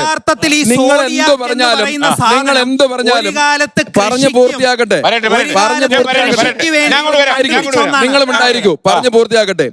ജ്യോതിഷം പഠിക്കേണ്ട രീതിയെക്കുറിച്ച് മന്ത്രം യഥാവിധി സുദിനെ ഗ്രഹിത്വ ഉത്തമനായ ഒരു ഗുരുവിന്റെ അടുത്ത് ചെന്ന് നല്ലൊരു ദിവസം നോക്കി ആ വിദ്യ പഠിച്ചു തുടങ്ങുകയും ആ ഗുരുവിന്റെ അടുത്ത് 24 വയസ്സുവരെയും ആ വിദ്യ പൂർത്തിയാക്കിയതിനു ശേഷം വിദ്യ പൂർത്തിയാക്കിയതിനു ശേഷം പണ്ട് ഭാരതത്തിലുണ്ടായിരുന്ന ഗുരുകുല വിദ്യാഭ്യാസമാണ്, ആധുനിക വിദ്യാഭ്യാസമല്ല. ആ ഗുരുകുല വിദ്യാഭ്യാസ സമ്പ്രദായത്തിൽ ആ ഗുരുകുല വിദ്യാഭ്യാസ സമ്പ്രദായത്തിൽ കൃത്യമായി ശിക്ഷണം കിട്ടിയിട്ടുള്ള ഒരു ശിഷ്യനോട് ഗുരു നീ അത് കൈകാര്യം ചെയ്യുമെന്ന് പറഞ്ഞ് അനുവാദം കൊടുത്ത് അനുഗ്രഹം കൊടുക്കുന്ന സമയം മുതൽ അയാൾക്ക് അത് കൈകാര്യം ചെയ്യാം. അങ്ങനെയുള്ള ജ്യോത്സ്യന്മാരുടെ കാലഘട്ടം ഇവിടെ ഉണ്ടായിരുന്നു. ഇന്ന് ഈ 6 ദിവസം കൊണ്ട് ജ്യോതിഷം പഠിച്ചിട്ടും 6 മാസം കൊണ്ട് പഠിച്ചിട്ടും ഇങ്ങനെയൊക്കെയുള്ള കുറെ പുനീതുമാരും ഒക്കെ ഇറങ്ങി നടന്നിട്ടാണ് നല്ല ആളുകൾക്കും കൂടെ ലോകം ശാസ്ത്രീയമായ ചിന്താരീതിയാണ് ശാസ്ത്രം പിന്തുണയ്ക്കുന്നത്. ആ ശാസ്ത്രീയം എന്ന് പറഞ്ഞാൽ സയൻസികമായിട്ട് രീതിശാസ്ത്രമുണ്ട്. ആ രീതിശാസ്ത്രമാണ് ഇവിടെ നേരത്തെ പറഞ്ഞത്. കൊച്ചിനെ വിദ്യാഭ്യാസത്തിന്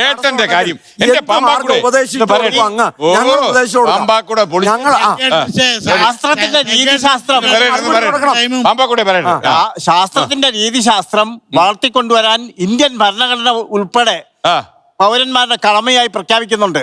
അതുകൊണ്ടാണ് ഈ കുട്ടികളൊക്കെ പള്ളിക്കൂടത്തിൽ പോയി കൂടുതൽ കാര്യങ്ങൾ പഠിക്കുന്നതും നിങ്ങൾക്കൊക്കെ ഒരുപാട് ജ്യോതിഷന്മാരുണ്ടായി വരുന്നു. കുട്ടികളൊക്കെ കഞ്ചാവ് അടിക്കുന്നതും കള്ളു കുടിക്കുന്നതും ഇന്ന് സെക്സ് റാക്കറ്റുകളും ഒക്കെ ശാസ്ത്രം പഠിച്ചിട്ടില്ലയോ? അതല്ലേ മോഡേൺ ശാസ്ത്രം. എന്തുകൊണ്ട് സദാചാരം പഠിപ്പിക്കുന്നില്ല? അങ്ങയുടെ ചോദ്യം കുട്ടിക്കൊണ്ട് അദ്ദേഹം നേരത്തെ ഒരു കാര്യം പറഞ്ഞു, നല്ലൊരു ദിവസം നോക്കി ദൈവം നിശ്ചയിച്ചൊരു ദിവസം നോക്കി എന്ന് പറയുന്നുണ്ട്. എല്ലാ കാര്യങ്ങളും ദൈവം തന്നെ കൃത്യമായിട്ട് നടത്തി വെച്ചിരിക്കുന്നതാണെങ്കിൽ ഇതിന്റെ അകത്ത് ഏതാ നല്ലൊരു ദിവസം എന്ന് പറഞ്ഞു തരാവോ? അങ്ങനെയല്ല. എന്താ ദിവസങ്ങൾ നല്ലത് ചീത്തയൊന്നുമല്ല. ജ്യോതിശാസ്ത്ര വിധി അനുസരിച്ച് മുഹൂർത്തം എന്ന് പറയുന്ന ഒരു സംഗതിയുണ്ട്. Well begun is half done എന്നാണ് ഇംഗ്ലീഷിൽ പറയുന്നത്. ഏത് കാര്യത്തിന്റെയും ശരിയായിരിക്കുന്ന തുടക്കം അതിന്റെ പകുതി വിജയമാണ്. അപ്പോ ഉത്തമമായ നക്ഷത്രങ്ങളിലും ഈ പഠിക്കാൻ പരാജയപ്പെട്ടതില്ല മുഹൂർത്തം നോക്കാത്തതാണ്. അല്ല, അങ്ങനെ മുഹൂർത്തം നോക്കിയവരും മുഹൂർത്തം നോക്കാത്തവരുണ്ട്. പരാജയം പറ്റിയവര് ഞാൻ പറഞ്ഞുതരാം. ഈ മാർത്താണ്ഡവർമ്മ മഹാരാജാവും ജനിച്ച അതേ ദിവസം തന്നെ ആ നാട്ടിൽ മറ്റൊരാളും ജനിച്ചിട്ടുണ്ട് അതേ നക്ഷത്രത്തിൽ. പക്ഷെ ഇവർ രണ്ടുപേരും ജനിച്ചിട്ടുള്ള ഡിപ്പെൻസ് അപ്പോൺ ദ ടൈം 2 2 ആണ്. അപ്പോ അദ്ദേഹം ജനിച്ച സമയത്ത് ഗ്രഹങ്ങളെല്ലാം ഉച്ചസ്ഥിതിയിൽ നിന്നുകൊണ്ട് അദ്ദേഹം ഒരു രാജാവായി ഭവിച്ചു. ഇദ്ദേഹത്തിന്റെ ജാതകത്തിൽ ഗ്രഹങ്ങൾ ചില ദോഷസ്ഥാനത്ത് നിന്നുകൊണ്ട് അങ്ങനെ ഭവിച്ചു. ഇതിലെല്ലാം തന്നെ ഗ്രഹങ്ങളുടേതായിരിക്കുന്ന സ്വാധീനമുണ്ട്. അതുകൂടാതെ പൂർവ്വജന്മത്തിന്റെ ബന്ധവുമുണ്ട്. ജ്യോതിഷം പറയുന്നത് പൂർവ്വജന്മകൃതം പാപം, പൂർവ്വജന്മത്തിന്റെ ബന്ധമുണ്ട്.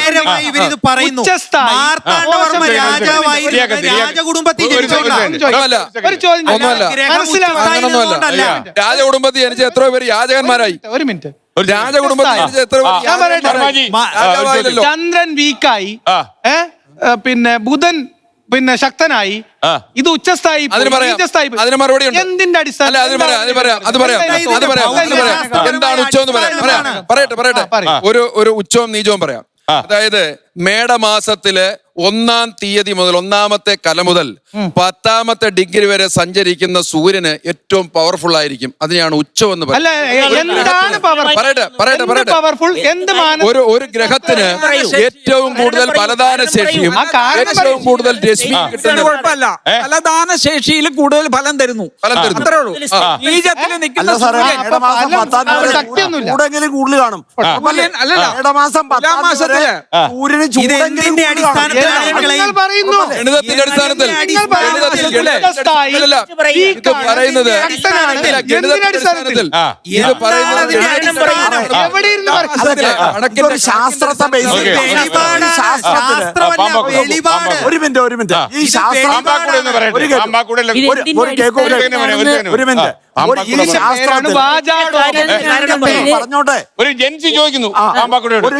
ഇതിന്റെ അടിസ്ഥാനത്തിലാണെന്നുണ്ടെങ്കിൽ അദ്ദേഹം തന്നെ തുടക്കത്തിൽ പറഞ്ഞു ഇപ്പോൾ എല്ലാം നടക്കുന്ന ഒരു മെറ്റീരിയൽ വേൾഡിന്റെ ഇതിലാണെന്ന്. ഇവര് ഇത് ഫലം കിട്ടും എന്ന് പറയുന്നത് ഒരു പ്രോവൺ ആയിട്ടുള്ള കാര്യമല്ല. അതൊരു 5th ഡയമെൻഷനോ അല്ലെങ്കിൽ ഔട്ട്സൈഡ് ദ മെറ്റീരിയൽ വേൾഡോ ആണെന്ന് വേണമെങ്കിൽ പറയാം. പ്രോവൺ ആയിട്ടുള്ള കാര്യം നമ്മൾ തെളിയിക്കപ്പെട്ടിട്ടില്ല. വിശ്വസിക്കേണ്ട സാറേ, കാരണം ഒരു കുട്ടി ജനിച്ചാല് ആ കുട്ടി മനസ്സുണ്ടെന്ന് തെളിയിച്ചിട്ടുണ്ടോ? ഒരു ബുദ്ധിയുണ്ടെന്ന് തെളിയിച്ചിട്ടുണ്ടോ? കുട്ടി ജനിച്ചാൽ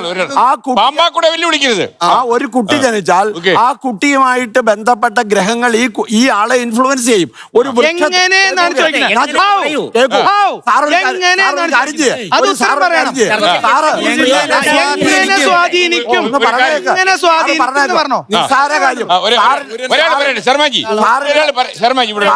സാറിന്റെ വീട്ടില് ഒരു വൃക്ഷത്തിന്റെ ചോട്ടിൽ ഒരു വൃക്ഷം കുഴിച്ചിട്ടേ, ഒരു ചെടി കുഴിച്ചിട്ട് അത് പൊങ്ങൂല.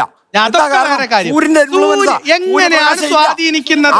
നക്ഷത്രങ്ങൾ മനുഷ്യനെ ഇങ്ങനെയുള്ള പ്രകരണങ്ങൾ മനുഷ്യനെ നക്ഷത്രങ്ങൾ സ്വാധീനിക്കുന്നത് എങ്ങനെ? അതിന്റെ മെക്കാനിസം മറുപടി ശർമാജി. ഗ്രഹങ്ങൾ പറഞ്ഞിട്ടുണ്ട്. നിങ്ങൾ പറയുന്ന കേൾക്കൂ. ഗ്രഹങ്ങൾ സ്വാധീനിക്കുന്നതിനെ കുറിച്ച് 4 വരിയാണ് പറഞ്ഞിട്ടുള്ളത്. മനസ്സിലായില്ലേ? കുജേന്ദു ഹേതു പ്രതിമാസമാർത്ഥം ഈ 28 കെട്ടിനെ കുറിച്ച് സാറ് പറഞ്ഞു. ഒരു കുട്ടി ജനിച്ചാൽ, ഒരു പെൺകുട്ടി ജനിച്ചാൽ 28-ാമത്തെ ദിവസം ആണ് അതിന് 28 കെട്ടുന്ന കാര്യം. 28 ദിവസത്തിലൊരിക്കലാണ് അതിന് പീരീഡ്സ് എന്ന് പറയുന്ന കാര്യങ്ങൾ വരുന്നത്. ഇത് ഗ്രഹയോഗം, ചന്ദ്രനും ചൊവ്വയും തമ്മിൽ പരസ്പരം ദൃഷ്ടി ചെയ്യുന്ന സമയത്താണ് ഇതുണ്ടാകുന്നത്. അത് ജാതകത്തിൽ ഒരു ഗണിതമാനോ ഒരു സയൻസും ഇല്ലാത്തപ്പോൾ വർഷങ്ങൾക്ക് മുമ്പ് കണ്ടുപിടിച്ചാണ്.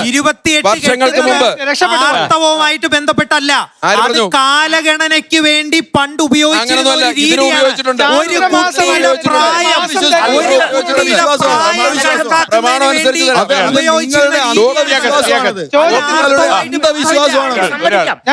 തിരുവാതിര നാളിൽ ഒരു കുഞ്ഞ് ജനിച്ചാൽ ആ തിരുവാതിരയ്ക്ക് എന്ത് സ്വാധീനം ആ കുഞ്ഞിൽ ചെലുത്താൻ സാധിക്കും? നിങ്ങൾ വാരഫലം കുറിക്കുന്നു. ഓരോ നക്ഷത്രത്തിനും സ്വാധീനം എങ്ങനെ? ഓരോ നക്ഷത്രത്തിനും പറയൂ.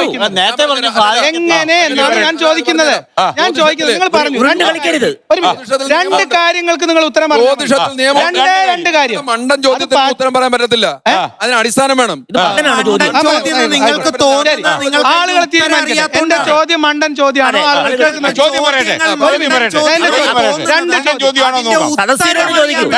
തിരുവാതിരയില് ഒരു കുഞ്ഞ് ജനിച്ചാൽ തിരുവാതിര നാളെന്ന് പറയുന്നത് ശരിയാണ്. ചന്ദ്രൻ തിരുവാതിര ഒപ്പം നിൽക്കുന്നെങ്കിൽ കുഞ്ഞ് ജനിക്കുന്ന അന്ന് തിരുവാതിര നാളെ ശരിയാണ്. പക്ഷെ ഈ 640 പ്രകാശവർഷം ദൂരെയുള്ള തിരുവാതിരയ്ക്ക് ഈ കുഞ്ഞിന്റെ മേൽ എന്ത് സ്വാധീനം ചെലുത്താൻ സാധിക്കും? അവിടുന്ന് ഒരു പ്രകാശരശ്മി ഭൂമിയിൽ എത്തുമ്പോൾ 640 വർഷം, എത്ര തലമുറ കഴിയുമെന്ന് ഓർക്കണം.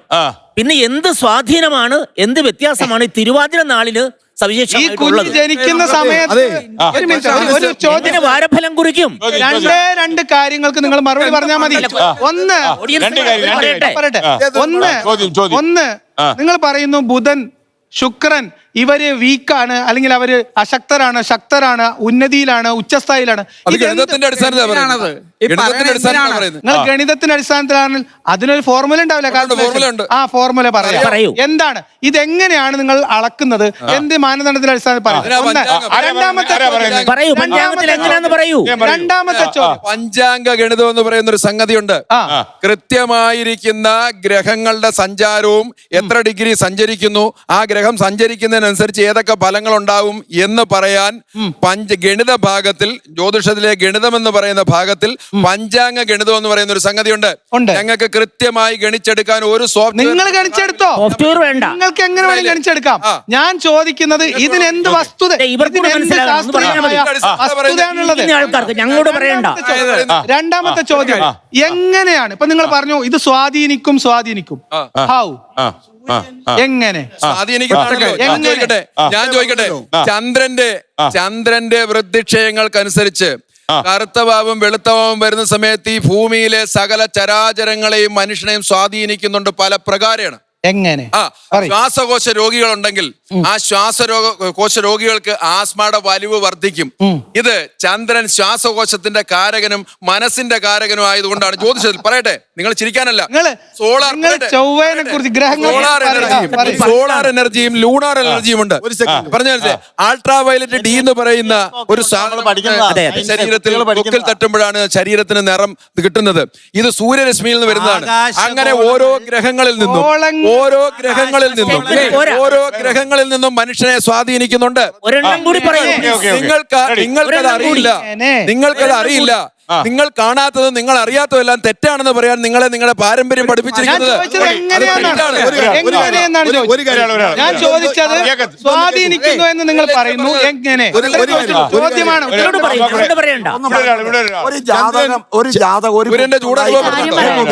ചന്ദ്രന്റെ ഒരു കാര്യം പറഞ്ഞല്ലോ. ചന്ദ്രൻ എന്ന് പറയുന്നത്, ചന്ദ്രൻ പിന്നെ ഈ വേലിയേറ്റ സമയത്തും വേലിയിറക്ക സമയത്തും ഇവിടുന്ന് വെള്ളം മേളിലോട്ട് പോവുകയും താഴോട്ട് വരികയും ചെയ്യുന്ന കടലിൽ അത് രണ്ട് ഗോളങ്ങളാണ്. മനുഷ്യൻ ഞാൻ പറയുന്നത് കേൾക്കാമോ? പറയുന്നൊന്ന് കേൾക്കാമോ? ജലമുണ്ട് മനുഷ്യൻ പറയുന്നത് നിങ്ങൾ പൂർത്തീകരിക്കാൻ സമ്മതിക്കൂ. 70% വെള്ളമുള്ള മനുഷ്യനെ ഈ ചന്ദ്രൻ എന്തെങ്കിലും ചെയ്യാൻ പറ്റുമോ? അതായത് സമുദ്രജലത്തെ ചന്ദ്രൻ ആകർഷിക്കാൻ പറ്റുന്നത് അത് ഇളകുന്ന ഒരു ബോഡി ആയതുകൊണ്ടാ. ചന്ദ്രൻ മാത്രമല്ല, സൂര്യന്റെ ആകർഷണവും വേലിയേറ്റത്തിലും വേലിയിറക്കത്തിലും ഉണ്ട്. ചന്ദ്രൻ ഭൂമിയെ ഫേസ് ചെയ്യുന്ന ഭാഗത്ത് മാത്രമല്ല വേലിയേറ്റം ഉണ്ടാവുന്നത്, അതിന്റെ ഓപ്പോസിറ്റ് സൈഡിലും വേലിയേറ്റം ഉണ്ടാവുന്നുണ്ട്. ഇനി എന്തുകൊണ്ടാണ് ഈ ചന്ദ്രൻ കുളത്തിലെയും കിണറിലെയും ഗ്ലാസ്സിലെയും വെള്ളത്തെ ആകർഷിക്കാത്തത്, മനുഷ്യ ശരീരത്തിലെ വെള്ളത്തെ ആകർഷിക്കാത്ത? അതിന്റെ കാര്യം ഇത്രയേ ഉള്ളൂ. അതിന്റെ രണ്ടും പ്രിൻസിപ്പിള് വേറെയാണ്. മനുഷ്യ ശരീരത്തിന്റെ രക്തക്കുഴലുകളിലൂടെ രക്തം ഒഴുകുന്നത് നല്ല മർദ്ദത്തിലാണ്. അതിനെ ചന്ദ്രൻ ആകർഷിക്കുന്നതും ഇവരുടെ ഫലഭാഗ ജ്യോതിഷവുമായിട്ട് യാതൊരു ബന്ധമില്ല. വേലിയേറ്റവും വേലിയിറക്കവും ഉണ്ടാവുന്നത് കേവലം ചന്ദ്രന്റെ ആകർഷണം കൊണ്ട് മാത്രമല്ല, സൂര്യനും അതിനകത്ത് ശരിയാണോ? വേലിയേറ്റവും വേലിയിറക്കം ഉള്ളപ്പോൾ ചില സർജറി ചെയ്യത്തില്ല. അത് അങ്ങനെ സർജറി ചെയ്യാത്ത ഡോക്ടർമാരുണ്ടെങ്കിൽ അവർക്ക് ചെറുപ്പത്തിലെ ഇതേപോലെ കിട്ടിയിട്ടുള്ള ഇൻഡോക്ട്രിനേഷൻ അവരുടെ തലച്ചോറിൽ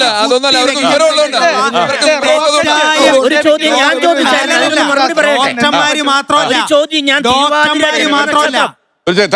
ശരിയാന്ന് അംഗീകരിക്കുന്നു, സത്യമാണ്, ശരിയാണ്. തിരുവാതിര ജ്യോതിഷം ശരിയാണ്. പക്ഷെ തിരുവാതിരയിൽ ജനിച്ചാൽ എന്ത് സവിശേഷമായ സ്വാധീനം തിരുവാതിരയ്ക്ക് ഉണ്ടാക്കാൻ പറ്റുമെന്ന് പറഞ്ഞു. 12 രാശികളെ കുറിച്ചും ബേസിക് ആയിട്ടുള്ള ക്യാരക്ടറുകളെ കുറിച്ച് ആചാര്യം പറഞ്ഞിട്ടുണ്ട്.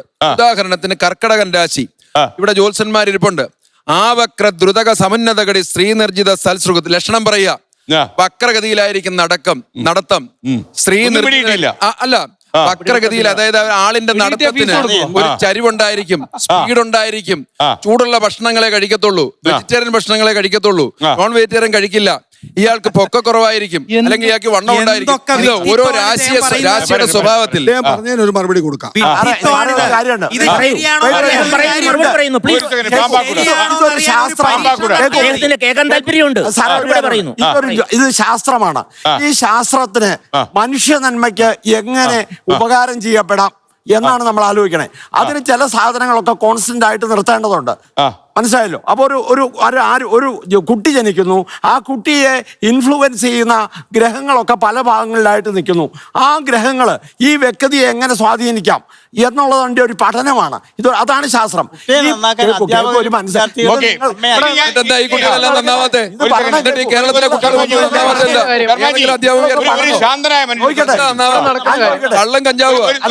ഭഗവത്ഗീത വായിച്ചാൽ ഗുണമുണ്ടോ? ഖുറാൻ വായിച്ചാൽ ഗുണമുണ്ടോ? ബൈബിള് വായിച്ചാൽ ഗുണമുണ്ടോ? നമ്മുടെ ശരീരത്തിനുള്ളിൽ ഗുണം ഉണ്ടാവും. അത് നിങ്ങൾക്ക് ആൾക്കാരാണ്, അതായത് ചരകവാദത്തിന്റെ ആൾക്കാരാണ്. ശാസ്ത്രമാണ് ഇവരുടെ സ്റ്റാൻഡേർഡ്. ശാസ്ത്രത്തിനനുസരിച്ച് ശരിയാവുന്നുണ്ടോ എന്നുള്ളതാണ്. ശാസ്ത്രത്തെ നിരക്കാത്തൊന്നും അവർ വിശ്വസിക്കുന്നില്ല. ഇവർ പറഞ്ഞത് ഞങ്ങളുടെ ശാസ്ത്രമാണ് തന്നെ, ഞങ്ങളതെന്നും ഡെഫിനറ്റ്ലി ഞങ്ങളതേതും ശാസ്ത്രമാണെന്നാണ് ഇവർ പറയുന്നത്. അങ്ങനെയാണെങ്കിൽ ഇവർക്ക് മനസ്സിലാകുന്ന ഒരു സ്റ്റാൻഡേർഡിൽ ഇവരുടെ കാര്യം വിശദീകരിച്ചാൽ കൊള്ളായിരുന്നു. ഇവര് വിശദീകരിക്കുന്നത് ഞാൻ പറയുന്നത് ഇവര് വിശദീകരിക്കുന്നത് ഇവരുടെ ടേംസിലാണ്.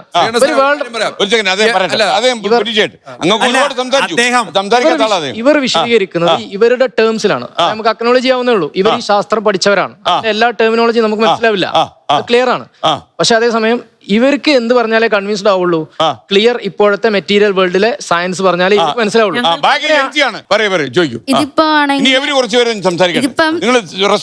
ഇതിപ്പോ എന്റെ ഫ്രണ്ടിന്റെ ഒരു ലൈഫിൽ നടന്ന ഇൻസിഡന്റ് ആണ്. അപ്പൊ അവന്റെ ഫാമിലി എന്ന് പറഞ്ഞാല് ഇവരെല്ലാരും കൂടി ഒരു ജോഡ്സിനെ കണ്ടൊരു വീട് പണിതു. അപ്പൊ ഇന്ന സ്ഥാനത്ത് ആ വീട് വേണം എന്ന് പറഞ്ഞ ഒരു വീട് പണിതു. കുറെ വർഷങ്ങൾ കഴിഞ്ഞപ്പോഴത്തേക്ക് ഇവർക്ക് ഭയങ്കര പൈസ കൈ നിൽക്കുന്നില്ല, അങ്ങനത്തെ ഒരു അവസ്ഥ വന്നു. അപ്പൊ അതേ ജോഡ്സിന്റെ അടുത്ത് ഇവര് തന്നെ പോയി. അപ്പൊ ഇവര് പറഞ്ഞ് വീടിന്റെ അകത്തുള്ള ബാത്റൂമിന്റെ സ്ഥാനം മാറ്റണം, അത് ശരിയായ സ്ഥാനത്തല്ലെന്ന്. അങ്ങനെ പറഞ്ഞു. അങ്ങനെ അത് ആ ബാത്റൂം മാറ്റി പണിയണമെന്ന് പറഞ്ഞു. എന്നിട്ടും അത് പണിതിട്ട് അവര് പറഞ്ഞു അതും പൊളിച്ചിട്ട് വെളിയിൽ പണിയാൻ പറഞ്ഞു. ആ ജോത്സ്യം തന്നെയാണ് പറഞ്ഞത്. അത് തന്നെ. അത് കഴിഞ്ഞിട്ട് ഇവര് വെളിയിൽ പണിതു, എന്നിട്ടും പൈസ കയ്യിൽ നിൽക്കുന്നില്ല. ഇതിലെന്താണ് അഭിപ്രായം? അല്ല, അതിനകത്തിലൊരു കാര്യമുണ്ട്. നമ്മള് ഒറിജിനൽ ആയിട്ടുള്ള ആൾക്കാരും ഡ്യൂപ്ലിക്കേറ്റ് ആയിട്ടുള്ള ആൾക്കാരും ഈ മേഖലയിലുണ്ട്. പറയട്ടെ, ഒരു ജന്മം മുഴുവൻ ഈ ശാസ്ത്രത്തിന് വേണ്ടി സമർപ്പിച്ച് പഠിച്ചവന്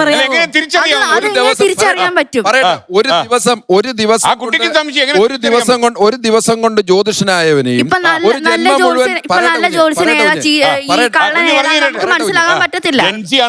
ഞാൻ പറയട്ടെ ഒരു ദിവസം കൊണ്ട് ജ്യോത്സ്യം പഠിച്ചിട്ട് ജ്യോത്സ്യനാന്ന് പറഞ്ഞ് നടക്കുന്നവനെയും ഒരു ജന്മം മുഴുവൻ ഈ ശാസ്ത്രം പഠിച്ച് നടക്കുന്നവനെയും ഒറ്റ പേരിലാണ് അറിയുന്നത്, ജ്യോതിഷൻ എന്നാണ് അറിയുന്നത്. ഈ ചെല്ലുന്ന ആളുകള് നമ്മളിപ്പോ നമ്മുടെ വീട്ടിൽ ഒരു മകളെ വിവാഹം കഴിപ്പിച്ചു കൊടുക്കാൻ ഒരുത്തനെ ഉദ്ദേശിക്കുകയാണെങ്കിൽ വഴിയെ പോകുന്നവനും കൊടുക്കുകയല്ല ചെയ്യുന്നത്. ഇവൻ കൊള്ളാവുന്നവനാണോ, വിദ്യാഭ്യാസം ഉണ്ടോ, നല്ല കുടുംബത്തിൽ ജനിച്ചവനാണോ എന്നൊക്കെ നമ്മൾ അന്വേഷിക്കും, അല്ലേ? എന്ന് പറയുന്ന പോലെ സാമാന്യം ഈ പോകുന്നവന് വിവരമുള്ളവനാണോ എന്ന് നമ്മൾ തിരക്കണം. നമ്മൾ വിശ്വസിച്ച് ഒരു ജ്യോത്സ്യന്റെ അടുത്തോട്ട് പോകുമ്പോ അവര് കള്ളനാണോ, ഇത് സത്യമാണോ? അനുഭവം കൊണ്ട് ഒരു തവണ അനുഭവം വന്നപ്പം മനസ്സിലായി. ഒരു തവണ കൊണ്ട് അനുഭവം വന്നപ്പോ നിർത്തണ്ടേ? പിന്നെ എന്തിനാ ബാത്റൂം പൊളിക്കാൻ പോയത്? പിന്നെ എന്തിനാ പൊളിക്കാൻ പോയത്? അനുഭവിക്കാൻ പറ്റില്ലല്ലോ. ചുരുക്കത്തിൽ പ്രവചനം തെറ്റിക്കഴിഞ്ഞാൽ അയാൾ കള്ള ജ്യോത്സ്യൻ. പ്രവചനം തെറ്റിയാൽ കള്ള ജ്യോത്സ്യൻ. ജ്യോതിഷൻ അല്ലാതെ വേറൊരു ജ്യോതിഷന്റെ അടുത്ത് പോണായിരുന്നു. എന്നിട്ട് ആ പെരക്ക് എന്തെങ്കിലും കുഴപ്പമുണ്ടോ എന്ന് അവരോട് ചോദിക്കണം. എന്ന് അവരെ വീട്ടിൽ കൊണ്ടുവന്ന് വന്ന് കാണിക്കണം. അപ്പൊ അവരുടെ സ്റ്റാൻഡ് അവര് പറയുമല്ലോ. അതുപോലെ നമ്മൾ 2-3 പേരെ കാണിക്കുമ്പോ യഥാർത്ഥ സത്യം നമുക്കറിയാം. കഷ്ടമാണെന്ന് ആലോചിച്ചോ.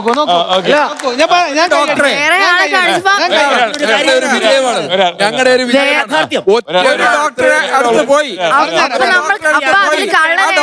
ഡയഗ്നോസിസ് തെറ്റിപ്പോയി. മെഡിക്കൽ സയൻസ് ഉത്തരവാദിയാണോ? അപ്പൊ നമ്മൾ വേറെ ആളെ എടുത്ത് എന്ത് മെഡിക്കൽ സയൻസ് ഉത്തരവാദിയാണോ?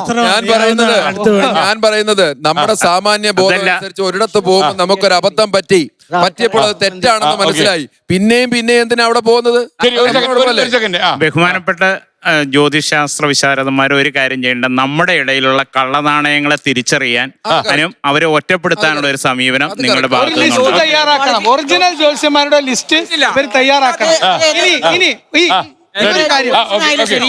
ജ്യോതിഷനായാലും ശരി, തന്ത്രിയായാലും വൈദ്യനായാലും ശരി, വാസ്തുവിദഗ്ധനായാലും ശരി, അവർക്കൊക്കെ ക്വാളിഫിക്കേഷൻ പറഞ്ഞു വെച്ചിട്ടുണ്ട്. ഇപ്പൊ വാസ്തു ചെയ്യുകയാണെങ്കിൽ സ്ഥപതി സ്ഥാപന രഹസ്യാൽ സർവശാസ്ത്ര വിശാരദ അങ്ങനെ പോകുന്ന ലക്ഷണങ്ങൾ. ജ്യോതിഷാണെങ്കിൽ ജ്യോതിശാസ്ത്ര വിദഗ്ധോ ഗണിതപടി വിസ്തവംശം എന്ന് പറഞ്ഞിട്ട് അവരുടെ ലക്ഷണം പറഞ്ഞു വെച്ചില്ല. അപ്പൊ അത് നേരത്തെ പറയണ്ടേ, പ്രാമാണികമായിട്ട് നമ്മൾ ഒരു ബേസ് ഒരു ഡോക്ടറെ കാണുമ്പോൾ അയാൾക്ക് വിദ്യാഭ്യാസം വേണ്ട. ഈ വിദ്യാഭ്യാസം നേടിയിട്ടുണ്ട് അങ്ങനെയുള്ള ആൾ ഇതിന്റെ പ്രശ്നം, ഒരാൾ ഒരു ജ്യോത്സ്യനെ കാണാൻ പോകുമ്പോ ഒരു ജ്യോത്സ്യൻ നല്ല ജ്യോത്സ്യനാണോ എന്ന വേദപാഠങ്ങളൊക്കെ പഠിച്ച് അല്ലെ തന്ത്രമൊക്കെ പഠിച്ച്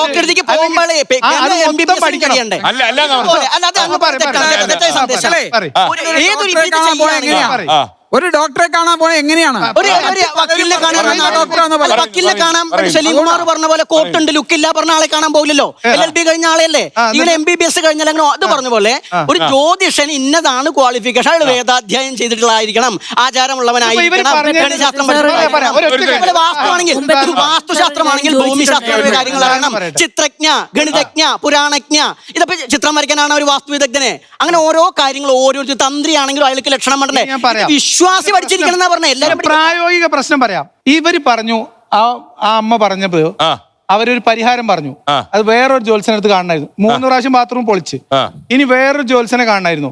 അപ്പൊ ജ്യോത്സ്യൻ പറയും, അയ്യോ ബാത്റൂമിനല്ല പ്രശ്നം, നിങ്ങളുടെ അടുക്കള ഇങ്ങനെയല്ലേ ഇരിക്കേണ്ടത്, ഇത് ഈ ബാത്റൂം ഇരിക്കുന്നിടത്താണ് ഇരിക്കേണ്ടതെന്ന് പറഞ്ഞു. ഈ ബാത്റൂം ഒന്ന് തീർക്കട്ടെ. ഡോക്ടർമാര് പറയണില്ലേ ഞാൻ പറയട്ടെ, ജ്യോതിഷന് മാത്രം കുഴപ്പം.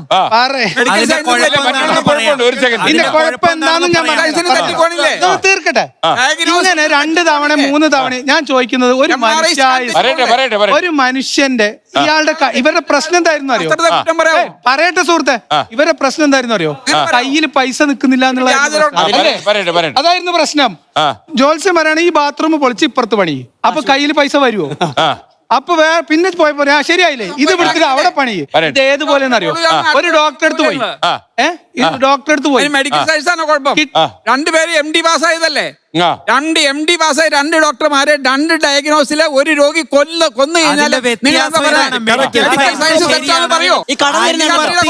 അനുവർത്തിക്കുന്ന അടിസ്ഥാന ശാസ്ത്രം ശരിയായിരിക്കണം.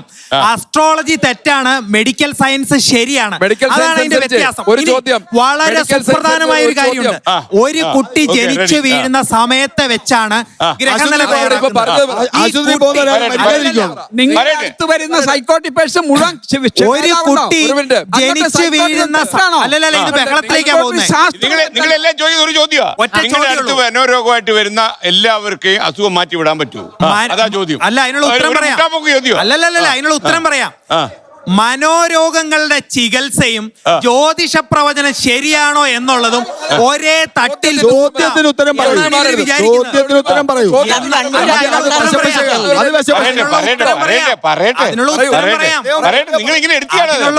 പറയാം. 2-ാം നൂറ്റാണ്ടിലും 6-ാം നൂറ്റാണ്ടിലും ആചാര്യന്മാരെന്ന് ഇവര് പറയുന്ന വരാഹമിഹിരനെ പോലെയുള്ള ആളുകൾക്ക് ഉണ്ടായ വെളിപാടിന്റെ അടിസ്ഥാനത്തിൽ നടത്തുന്ന ഒരു ഗണിതമല്ല മെഡിക്കൽ സയൻസ്. അതനുസരിച്ച് നടത്തുന്ന ഒരു ഗണിതമല്ല മെഡിക്കൽ സയൻസ്. അതിനുള്ള ഉത്തരവാ പറയുന്നത്. അതിനുള്ള ഉത്തരവാണ് പറയുന്നത്. ഇത് വെളിപാട് ശാസ്ത്രമല്ല, കൃത്യമായ തെളിവുകളുടെ അടിസ്ഥാനത്തിൽ നിലനിൽക്കുന്ന ഒന്നാണ്. ഇത് അനുമാന ശാസ്ത്രമല്ല, ഇത് വെളിപാട് കിട്ടുന്ന കാര്യമല്ല.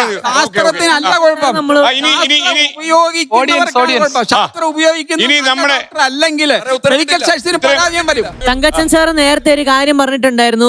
അദ്ദേഹത്തോട് ചോദിച്ചായിരുന്നു, ഈ തിരുവാതിരയിൽ ജനിക്കുവാണെങ്കിൽ ഉണ്ടാവുന്ന എന്തെങ്കിലും ഒരു പ്രത്യേകിച്ച് എഫക്ട് എന്താണെന്ന്. അതെന്താണെങ്കിലും അത് ഇവർക്ക് അറിയത്തില്ല, അത് ഇവർ പറയത്തില്ല. അതിന്റെ കാരണമുണ്ട്. കാരണം നേരത്തെ പ്രശസ്തനായ കാൾ പോപ്പർ പറഞ്ഞിട്ടുണ്ടായിരുന്നു, ജ്യോതിഷം എന്ന് പറയുന്നത് എപ്പോഴും മങ്ങി നിൽക്കുന്ന ഒരു കാര്യമായിരിക്കും, അതിൽ ഒരിക്കലും തെളിയിച്ച് പറയില്ല. നിങ്ങൾ ഇത്ര നേരം പറഞ്ഞില്ല, അവർ കേട്ടോണ്ടില്ല. നിങ്ങൾക്ക് ക്ഷമ വേണ്ടേ? നിങ്ങൾ എങ്ങനെ ആൾക്കാർ വന്ന് മുന്നിൽ ഇരുന്നാൽ നിങ്ങൾ എങ്ങനെ ഒരു ക്ഷമയില്ലാത്ത കാൾ പോപ്പർ പറഞ്ഞ എന്താണെന്ന് വെച്ചിട്ടുണ്ടെങ്കിൽ, ജ്യോതിഷത്തിൽ ഒരിക്കലും ഒരു കാര്യവും തെളിയിച്ച് പറയില്ല. അവരൊന്നെങ്കിൽ അവര് എപ്പോഴും അതൊരു മങ്ങിയ രീതിയിൽ, അതായത് നമ്മൾക്ക് ഒരിക്കലും അത് ശരിയാണോ തെറ്റാണോ എന്ന് തെളിയിക്കാൻ പറ്റില്ല. ഒരു മിനിറ്റ്. ഏറ്റുമാനൂർ ക്ഷേത്രത്തിൽ മോഷണം പോയ വിഷയം ഒന്നുമല്ല കണ്ടുപിടിച്ചത്. ദേവപ്രശ്നം നടത്തിയ തലയോലപ്പറമ്പ് മേനോൻ സാറാണ് കണ്ടെത്തിയത്. അങ്ങനെയാണെങ്കിൽ ക്രൈംബ്രാഞ്ചിൽ തസ്തിക കൊടുക്കാമല്ലോ. അങ്ങനെയാണെങ്കിൽ ക്രൈംബ്രാഞ്ചിൽ ജോലി ചെയ്യുന്ന ജ്യോതിഷന്മാർ ആരൊക്കെയാണ്? അന്വേഷിച്ചു നോക്ക്. പിന്നെ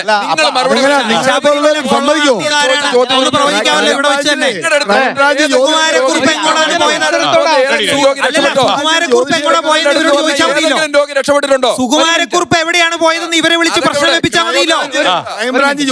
ഇവര് പറയുന്നത് വെച്ചാണെങ്കിൽ കേരളത്തിലെ പോലീസ് സേനയെ പിരിച്ചു ജ്യോതിഷക്കാരെ ഏൽപ്പിക്കുക.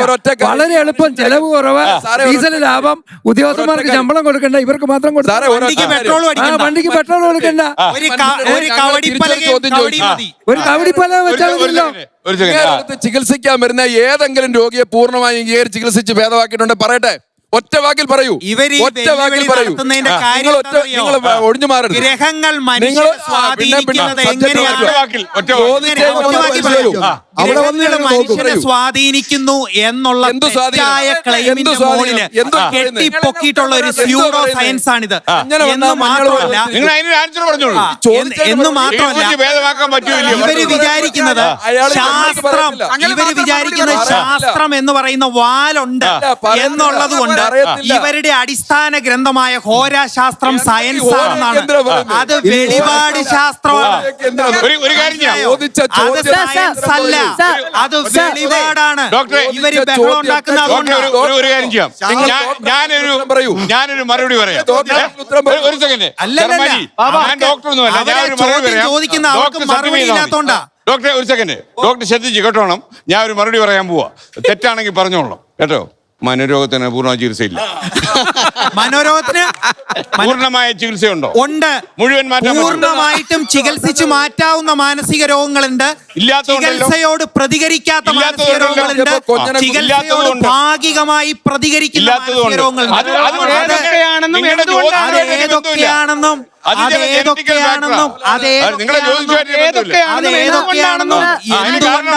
നമുക്ക് കൃത്യമായിട്ട് അറിയാം. അത് നിർണയിക്കാനുള്ള മാർഗങ്ങളുണ്ട്. അല്ലാതെ ഹോരാശാസ്ത്രത്തെ അടിസ്ഥാനമാക്കി 7ാം ഭാവത്തിലോ 8ാം ഭാവത്തിലോ ചൊവ്വ നിൽക്കുമ്പോ പങ്കാളിക്ക് പ്രശ്നമുണ്ട്, നിങ്ങൾക്ക് കല്യാണം കഴിക്കാൻ പോകുന്ന ആള് മരണപ്പെടും, അല്ലെങ്കിൽ ചന്ദ്രാല് കണക്ക് കൂട്ടുമ്പോ 4, 7, 10 ഭാവങ്ങളിൽ വന്നാൽ കണ്ടക ശനിയാണ്. കണ്ടക ശനി കൊണ്ടേ പോകൂ. ഒരാള് ജനിച്ചു കഴിഞ്ഞാൽ 12ാം ഭാവത്തിലും 1ാം ഭാവത്തിലും 2ാം ഭാവത്തിലും നിന്ന് കഴിഞ്ഞു കഴിഞ്ഞാല് ശനിയുടെ അപഹാരം ഉണ്ടാവും. 7.5 ശനിയാണ് എന്നൊക്കെ പറഞ്ഞ് മനുഷ്യനെ പേടിപ്പിക്കലല്ലാതെ ഒരു കാര്യം ചോദിച്ചോട്ടെ, ശാസ്ത്രത്തിന്റെ ഏതെങ്കിലും ശാസ്ത്രശാഖകൾ തിരുത്തിയിട്ടുണ്ടോ? ശാസ്ത്രത്തിൽ അടിക്കടിയായി തിരുത്തലുണ്ട്, നടക്കുന്നു. 100 വർഷം ഈ ജനസമൂഹത്തെ പറഞ്ഞു പറ്റിച്ചു. ഭൂമി അയ്യോ, ശാസ്ത്രത്തെ വെല്ലുവിളിക്കരുത്. അത് ശാസ്ത്രത്തെ യഥാർത്ഥത്തിൽ ഇപ്പോഴും പറഞ്ഞ് പറ്റിച്ചുകൊണ്ടിരിക്കുന്ന നിങ്ങളാണ്. ശക്തി ഉണ്ടെന്ന് പറഞ്ഞ് ശാസ്ത്രം പുള്ളി പറഞ്ഞത് ചന്ദ്രനും സൂര്യനും പ്രകാശ ഗ്രഹങ്ങളാണ്. അപ്പോ ചന്ദ്രൻ പ്രകാശം നൽകണം. സ്വന്തമായിട്ട് പ്രകാശം ഇല്ലാത്ത ചന്ദ്രൻ എങ്ങനെയാണ് പ്രകാശഗ്രഹം? സൂര്യരശ്മി വന്നാണ്, സ്വന്തമായിട്ടില്ല. അപ്പൊ അതെങ്ങനെ പ്രകാശഗ്രഹം? ഞാൻ പറഞ്ഞുതരാം. അതായത് സൂര്യന്റെ അനേക കിരണങ്ങളുള്ള സൂര്യന്റെ രശ്മി ചന്ദ്രന്റെ ബിംബത്തിൽ തട്ടിയിട്ട് അത് പ്രൊജക്റ്റ് ചെയ്യുമ്പോഴാണ് ചന്ദ്രൻ പ്രകാശഗ്രഹമായി മാറണത്. അത് ആദ്യം മനസ്സിലാക്കണം. അല്ല,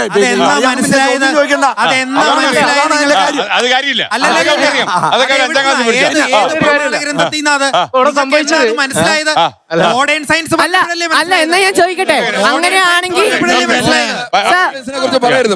അങ്ങനെയാണെങ്കിൽ ഭൂമിയിലോട്ട് തട്ടുന്നുണ്ട് എന്നും പറഞ്ഞ് ഭൂമി പ്രകാശകരമാവോ? അല്ല അതിന് ഞങ്ങൾ പറഞ്ഞല്ലോ, ഞങ്ങൾ ഈ പറയുന്നതിനൊക്കെ അത് ഈ ഗ്രന്ഥം തെറ്റാണോ ശരിയാണോ എന്നുള്ളതല്ല, ഒരു മനുഷ്യന്റെ വിഷയത്തിലേക്ക് രൂപീകരിക്കാൻ വേണ്ടിയിട്ട് ഞങ്ങൾക്ക് ഗ്രന്ഥങ്ങളിൽ പ്രമാണങ്ങളുണ്ട്. ആ പ്രമാണം അതാണ് ശശഭൃത എന്നുള്ള ഒരു പ്രമാണം. ഈ സൂര്യന്റെ കിരണം കൊണ്ട് ചന്ദ്രന്റെ പ്രതലത്തിൽ തട്ടി അത് പ്രതലിപ്പിക്കുന്നതുകൊണ്ടാണ് ചന്ദ്രൻ പ്രകാശഗ്രഹമായി. അങ്ങനെ നിങ്ങൾ ചോദിച്ചാൽ ബൈബിളും ഖുറാനും അങ്ങനെ നിങ്ങൾ ചോദിച്ചാൽ ബൈബിളും ഖുറാനും ഗീതയൊക്കെ തെറ്റാണെന്ന് പറയും. അത്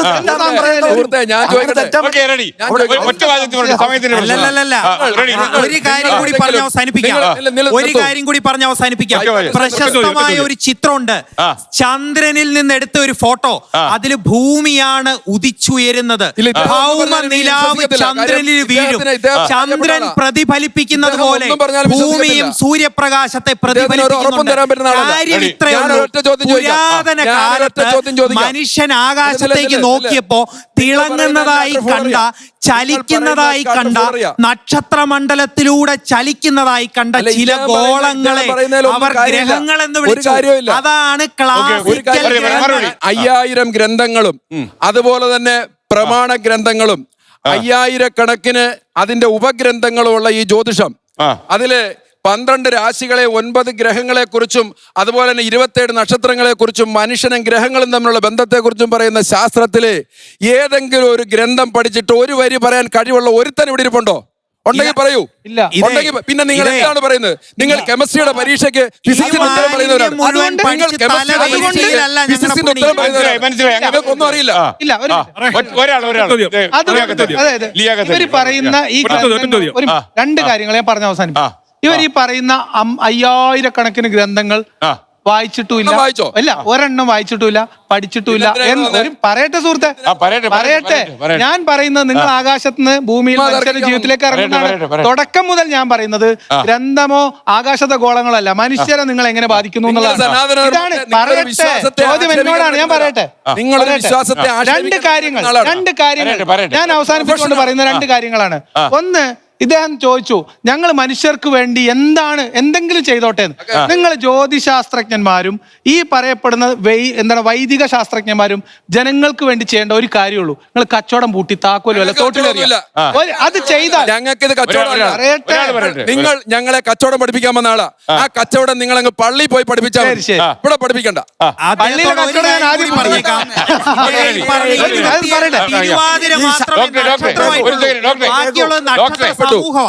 പരാജയപ്പെട്ടു. ഈ പൊരുത്തം നോക്കി കല്യാണം കഴിക്കണം, പൊരുത്തം നോക്കി കല്യാണം കഴിക്കണം എന്നൊക്കെ പറയൂലോ. അപ്പൊ ഈ പൊരുത്തം നോക്കി കല്യാണം കഴിച്ചിട്ടും കുറെ പേര് ഡിവോഴ്സ് ആവുന്നുണ്ട്.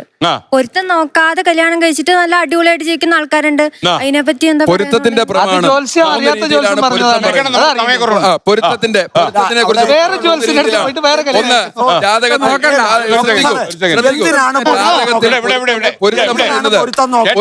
പൊരുത്തം പറയുന്നത് 3 രീതിയിലാണ് പൊരുത്തത്തെ കുറിച്ച് പറയുന്നത്. ഒന്ന്, ലഗ്നം കൊണ്ട് പരസ്പരം പുരുഷന്റെ സ്ത്രീയുടെ ലഗ്നം കൊണ്ടുള്ള പൊരുത്തം ഒന്ന് നോക്കും. 2, ചന്ദ്രനെ കൊണ്ടുള്ള പൊരുത്തം നോക്കും. 3, ശുക്രനെ കൊണ്ടുള്ള പൊരുത്തം നോക്കും. ഇതിന് 3 അടിസ്ഥാനമുണ്ട്. ലഗ്നം കൊണ്ടുള്ള പൊരുത്തം എന്ന് പറയുന്നത് സ്ത്രീയുടെ ശരീരവും പുരുഷന്റെ ശരീരവും തമ്മിൽ ശാരീരികമായ ചേർച്ചയുണ്ടോ എന്നാണ് ലഗ്ന പൊരുത്തം കൊണ്ട് നോക്കുന്നത്. കംപ്ലീറ്റ് ചെയ്യട്ടെ. ചന്ദ്രനെ കൊണ്ടുള്ള പൊരുത്തം നോക്കുന്നത് മനസ്സിന്റെ അടിസ്ഥാനകാരകനായിരിക്കുന്ന ഗ്രഹമാണ് ചന്ദ്രൻ. ആ ചന്ദ്രനെ കൊണ്ട് പുരുഷന്റെ സ്ത്രീയുടെ മനസ്സുകൾ തമ്മിൽ ഐക്യമുണ്ടോ എന്നുള്ള പൊരുത്തം നോക്കും. ശുക്രനെ കൊണ്ട് നോക്കുന്നത് സന്താനലബ്ധി ഉണ്ടാവും, ദാമ്പത്യമായിരിക്കുന്ന സൗഖ്യം ഉണ്ടാകുമോ, സന്താനലബ്ധി ഉണ്ടാകുമോ എന്നാണ് ശുക്രനെ കൊണ്ട് നോക്കുന്നത്. ജാതകത്തിൽ പൊരുത്തം നോക്കുന്നതിന് വളരെ അടിസ്ഥാനപരമായിരിക്കുന്ന രീതികളുണ്ട്.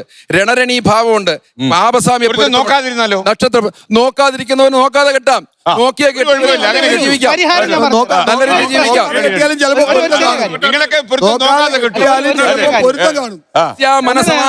ഈ പൊരുത്തങ്ങൾ നോക്കാൻ ഇദ്ദേഹം ഈ പറഞ്ഞ പൊരുത്തങ്ങൾ നോക്കാൻ നല്ലൊരു മെഷർമെന്റ് ആപ്പും പിന്നെ ഒരു ഡോക്ടറും ഉണ്ടായാൽ മതി.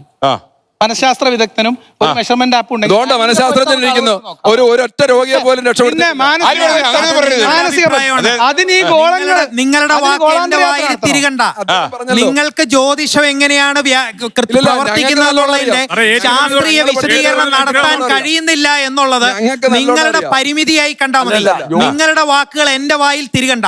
ഇനി വേറൊരു കാര്യം കൂടി നിങ്ങളോട് പറയാം. ഈ ജ്യോതിഷം മനുഷ്യ ജീവിതത്തെ സ്വാധീനിക്കുന്നത് അനേകരുടെ വിവാഹം മുടക്കിയും അനേകരെ പേടിപ്പിച്ചും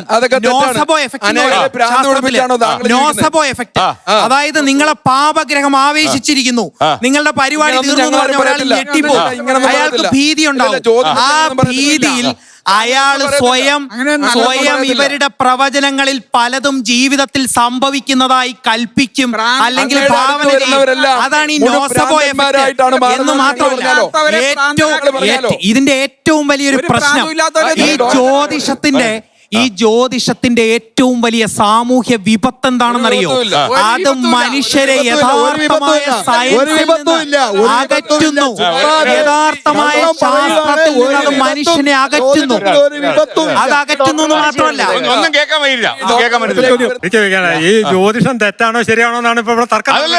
ജ്യോതിഷ പ്രവചനങ്ങൾ കെട്ടുകഥയോ ഞാൻ പറയുന്നത് ജ്യോതിഷം ശരിയാണുള്ളതാണ്, അത് പ്രവചനം കറക്റ്റ് ആണത്. കാരണം അവരെല്ലാം പറഞ്ഞോണ്ട് അത് നമ്മുടെ ജനന സമയം കറക്റ്റ് ആയിട്ട് കൊടുക്കുവാണ് എങ്കില് ഞാനിത് അവസാനിപ്പിക്കാൻ സമയമാകുന്നു. 100% പിന്നെ ഞാൻ പറഞ്ഞത് ശരി എന്നതിൽ നിൽക്കാതെ ഈ എക്സ്പീരിയൻസിന്റെ വിഷയത്തിൽ തന്നെ ഇവര് ഇപ്പൊ അവര് ചോദിച്ചു, അദ്ദേഹത്തോട് ചോദിച്ചു, സൈക്കാട്രിസ്റ്റിനോട് ചോദിച്ചു, നിങ്ങൾ വന്ന രോഗികളെ മുഴുവൻ ശരിയാക്കി വിട്ടിട്ടുണ്ടോ? തീർച്ചയായിട്ടും ഉണ്ടാവില്ല.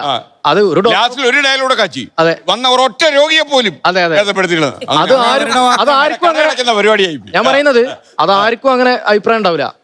ചിലപ്പോ ജ്യോതിഷന്റെ അടുത്ത് ഒരാൾ പോകുന്നു, അയാളെ ചികിത്സിക്കുന്നു, അയാൾ മാറുന്നു, കുറെ പേര് മാറാതിരിക്കുന്നു. മനുഷ്യന്റെ ഒരു അവസ്ഥ എങ്ങനെയാണ്?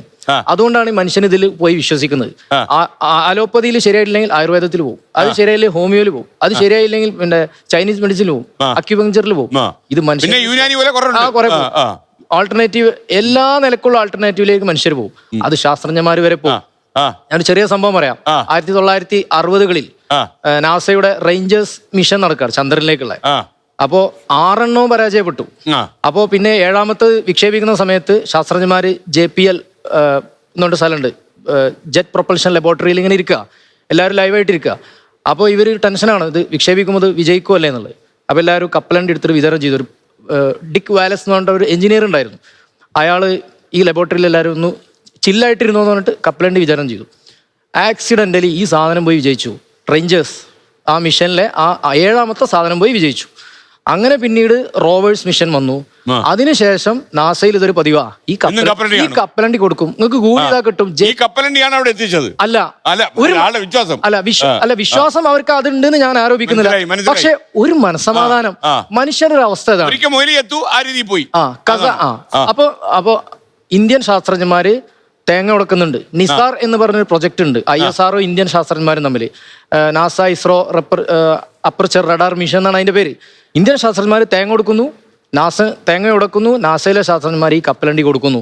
JPL ലക്കി പീനട്ട് എന്ന് ഈ വായിച്ചാൽ നാസയുടെ ഈ കഥ നമുക്ക് സ്കോപ്പുകളാണ്. ഇതാണ് മനുഷ്യന്റെ അവസ്ഥ എന്നാണ് ഞാൻ പറഞ്ഞത്. ഈ വേദിയിലെ ഏറ്റവും ശാന്തനങ്ങ കോടിക്കണക്കിന് ജനങ്ങള് ജ്യോതിഷത്തിൽ വിശ്വസിക്കുന്നത് ജ്യോതിഷ ഫലപ്രവചനം സത്യമായതുകൊണ്ടാണ്. ഇല്ലെങ്കിൽ ഇത്രയും പേര് ഇത് വിശ്വസിക്കത്തില്ല. ഇത് കാലത്തിന്റെ ശാസ്ത്രമാണ്. ഇത് എത്രയോ വർഷങ്ങളായി തുടങ്ങിയിട്ട് അത് പ്രളയകാലം വരെ ഇവിടെ നിലനിൽക്കും. ഈ ചർച്ച ചോദിച്ചോട്ടെ, ഇതിൽ കള്ളനാണയങ്ങൾ ഉണ്ടെന്ന് അവര് തന്നെ പറയുന്നു. അത് എല്ലാ രംഗത്തും എണ്ണം കൂടിയോന്നാ ചോദിക്കുന്നത്. അല്ല, എണ്ണമൊന്നും കൂടിയിട്ടില്ല. എല്ലാ രംഗത്തും വ്യാജന്മാരുണ്ട്. വ്യാജന്മാരില്ലാത്ത ഏത് രംഗമാണുള്ളത്? ഏത് രംഗമുണ്ട്? അതുകൊണ്ട് ഇപ്പൊ ഈ ജ്യോതിഷത്തില് എന്തെങ്കിലും ഒരു ജ്യോതിഷ പ്രവചനം തെറ്റാണെങ്കിൽ അതിന് ഇവിടെ ചീറ്റിങ്ങിന് കേസ് കൊടുക്കാം. ഒരുപാട് കേസുകളുണ്ട്, അത് കൊടുക്കാം.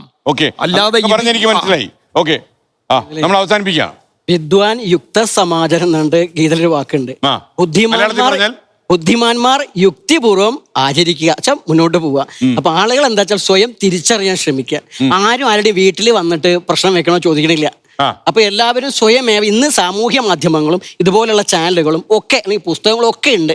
ഇതൊക്കെ സ്വയം ഇപ്പോൾ സാമാന്യന് എല്ലാവർക്കും അക്ഷരജ്ഞാനുണ്ട്. എല്ലാവരും സ്വയം പഠിച്ച് ബോധവാന്മാരാവുക മാത്രമാണ് മാർഗം. പിന്നെ നേരത്തെ പറഞ്ഞ പോലെയാണ്, എത്ര ഇവരിങ്ങനെ ഇരുന്ന് പറഞ്ഞാലും ശരി, അനുഭവമുള്ളവർ ഇതിലേക്ക് വരും. അതിന് ഓൺലൈൻ അല്ലെങ്കിൽ ആപ്പുകൾ വേണ്ട, ആപ്പുകളൊന്നും ആവശ്യമില്ല. കാരണം വെച്ചാൽ ആളുകൾക്ക് ഇത് മതി. പിന്നെ ദക്ഷിണ വാങ്ങുന്ന കാര്യമൊക്കെ പറയണ്ടായി.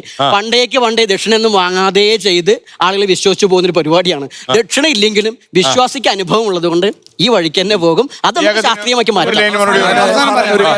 ഞാൻ പറയുന്നത്, നമ്മളിപ്പം ജ്യോതിഷ പ്രവചനം യാഥാർത്ഥ്യമോ എന്നല്ലേ, നമുക്കതിവിടെ ഒരു പരീക്ഷണം കൊണ്ട് അവസാനിപ്പിക്കാം. ഇപ്പൊ വേൾഡ് കപ്പ് നടക്കുകയാണല്ലോ.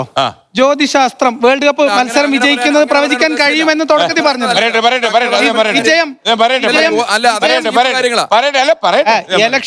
ഇലക്ഷനിൽ എത്ര സീറ്റ് കിട്ടുമെന്ന് പ്രവചിക്കാൻ കഴിയും. എനിക്ക് ജ്യോതിഷത്തിൽ നല്ല വിശ്വാസമാണ് ഇവരിലൊക്കെ. അതുകൊണ്ട് ഇതാണെങ്കിൽ ശാസ്ത്രവുമാണ്. നിങ്ങൾ ശാസ്ത്രം ഗണിച്ച് ഈ വേൾഡ് കപ്പ് ആരാണ് കപ്പടിക്കുന്നത് ഓരോരുത്തരും പ്രവചിച്ചൊരു പേപ്പറിൽ എഴുതി തന്നാൽ അത് നമുക്ക് നല്ല ഒരു എക്സാമ്പിൾ. നിങ്ങൾക്ക് ഫലം അറിയണമെങ്കിൽ ഒരു ജ്യോതിഷൻ ഇത് ഗണിച്ച് ശരിയായാൽ നിങ്ങൾ സമ്മതിക്കോ? ഉറപ്പായിട്ടും നിങ്ങൾ സമ്മതിക്കില്ല.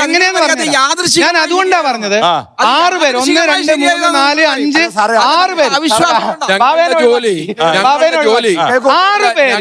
ഒരു മിനിറ്റ് നിങ്ങൾ എല്ലാവരുടെയും ഞങ്ങളുടെ ജോലി നിങ്ങളെ പോലെ മാനസികമായ സമനില തെറ്റിയ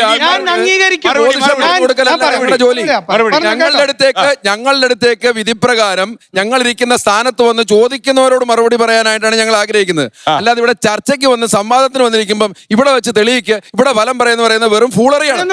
അതിനല്ല ഞങ്ങൾ നിങ്ങളുടെ 6 പേരുടെ അടുത്തും വിധിപ്രകാരം പറയാൻ ഞാൻ തയ്യാറാണ്. നിങ്ങളുടെ മോഹങ്ങൾ പൂവണിയാൻ പോകുന്നില്ല. അല്ല, ഒരു മിനിറ്റ് കൺഫേം. 6 പേരുടെ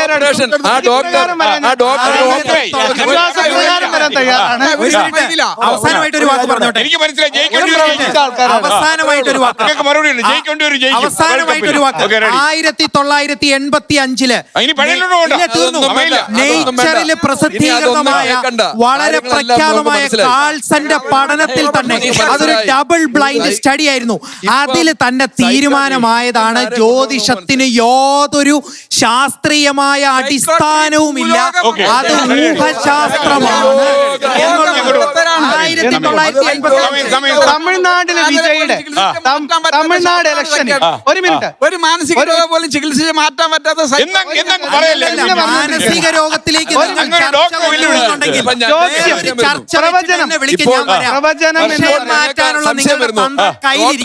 രോഗിക്കാണോ അല്ല, വിഷയം മാറ്റാനുള്ള ജ്യോതിഷ പ്രവചനം എന്ന് പറയുന്നത് സത്യമല്ല എന്ന് ഈ ഇരിക്കുന്ന 6 പേരും സമ്മതിക്കുന്നതാണ് നമ്മൾ കാണുന്നത്. തമിഴ്നാട്ടിലെ വിജയുടെ വിജയം പ്രവചിച്ച ജ്യോത്സ്യൻ വി.ഡി. സതീശന്റെ വിജയം പ്രവചിച്ച ജ്യോത്സ്യന്മാർക്ക് വേൾഡ് കപ്പ് ആര് ജയിക്കും എന്ന് പ്രവചിക്കാൻ വയ്യ. അതാണ് പ്രശ്നം. സ്പോൺസേർഡ് പരിപാടിയാണ്.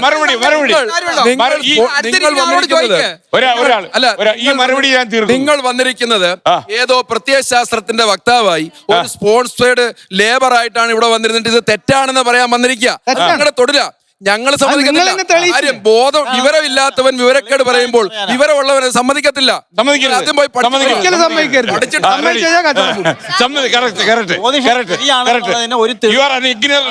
മനസ്സിലായില്ലോ?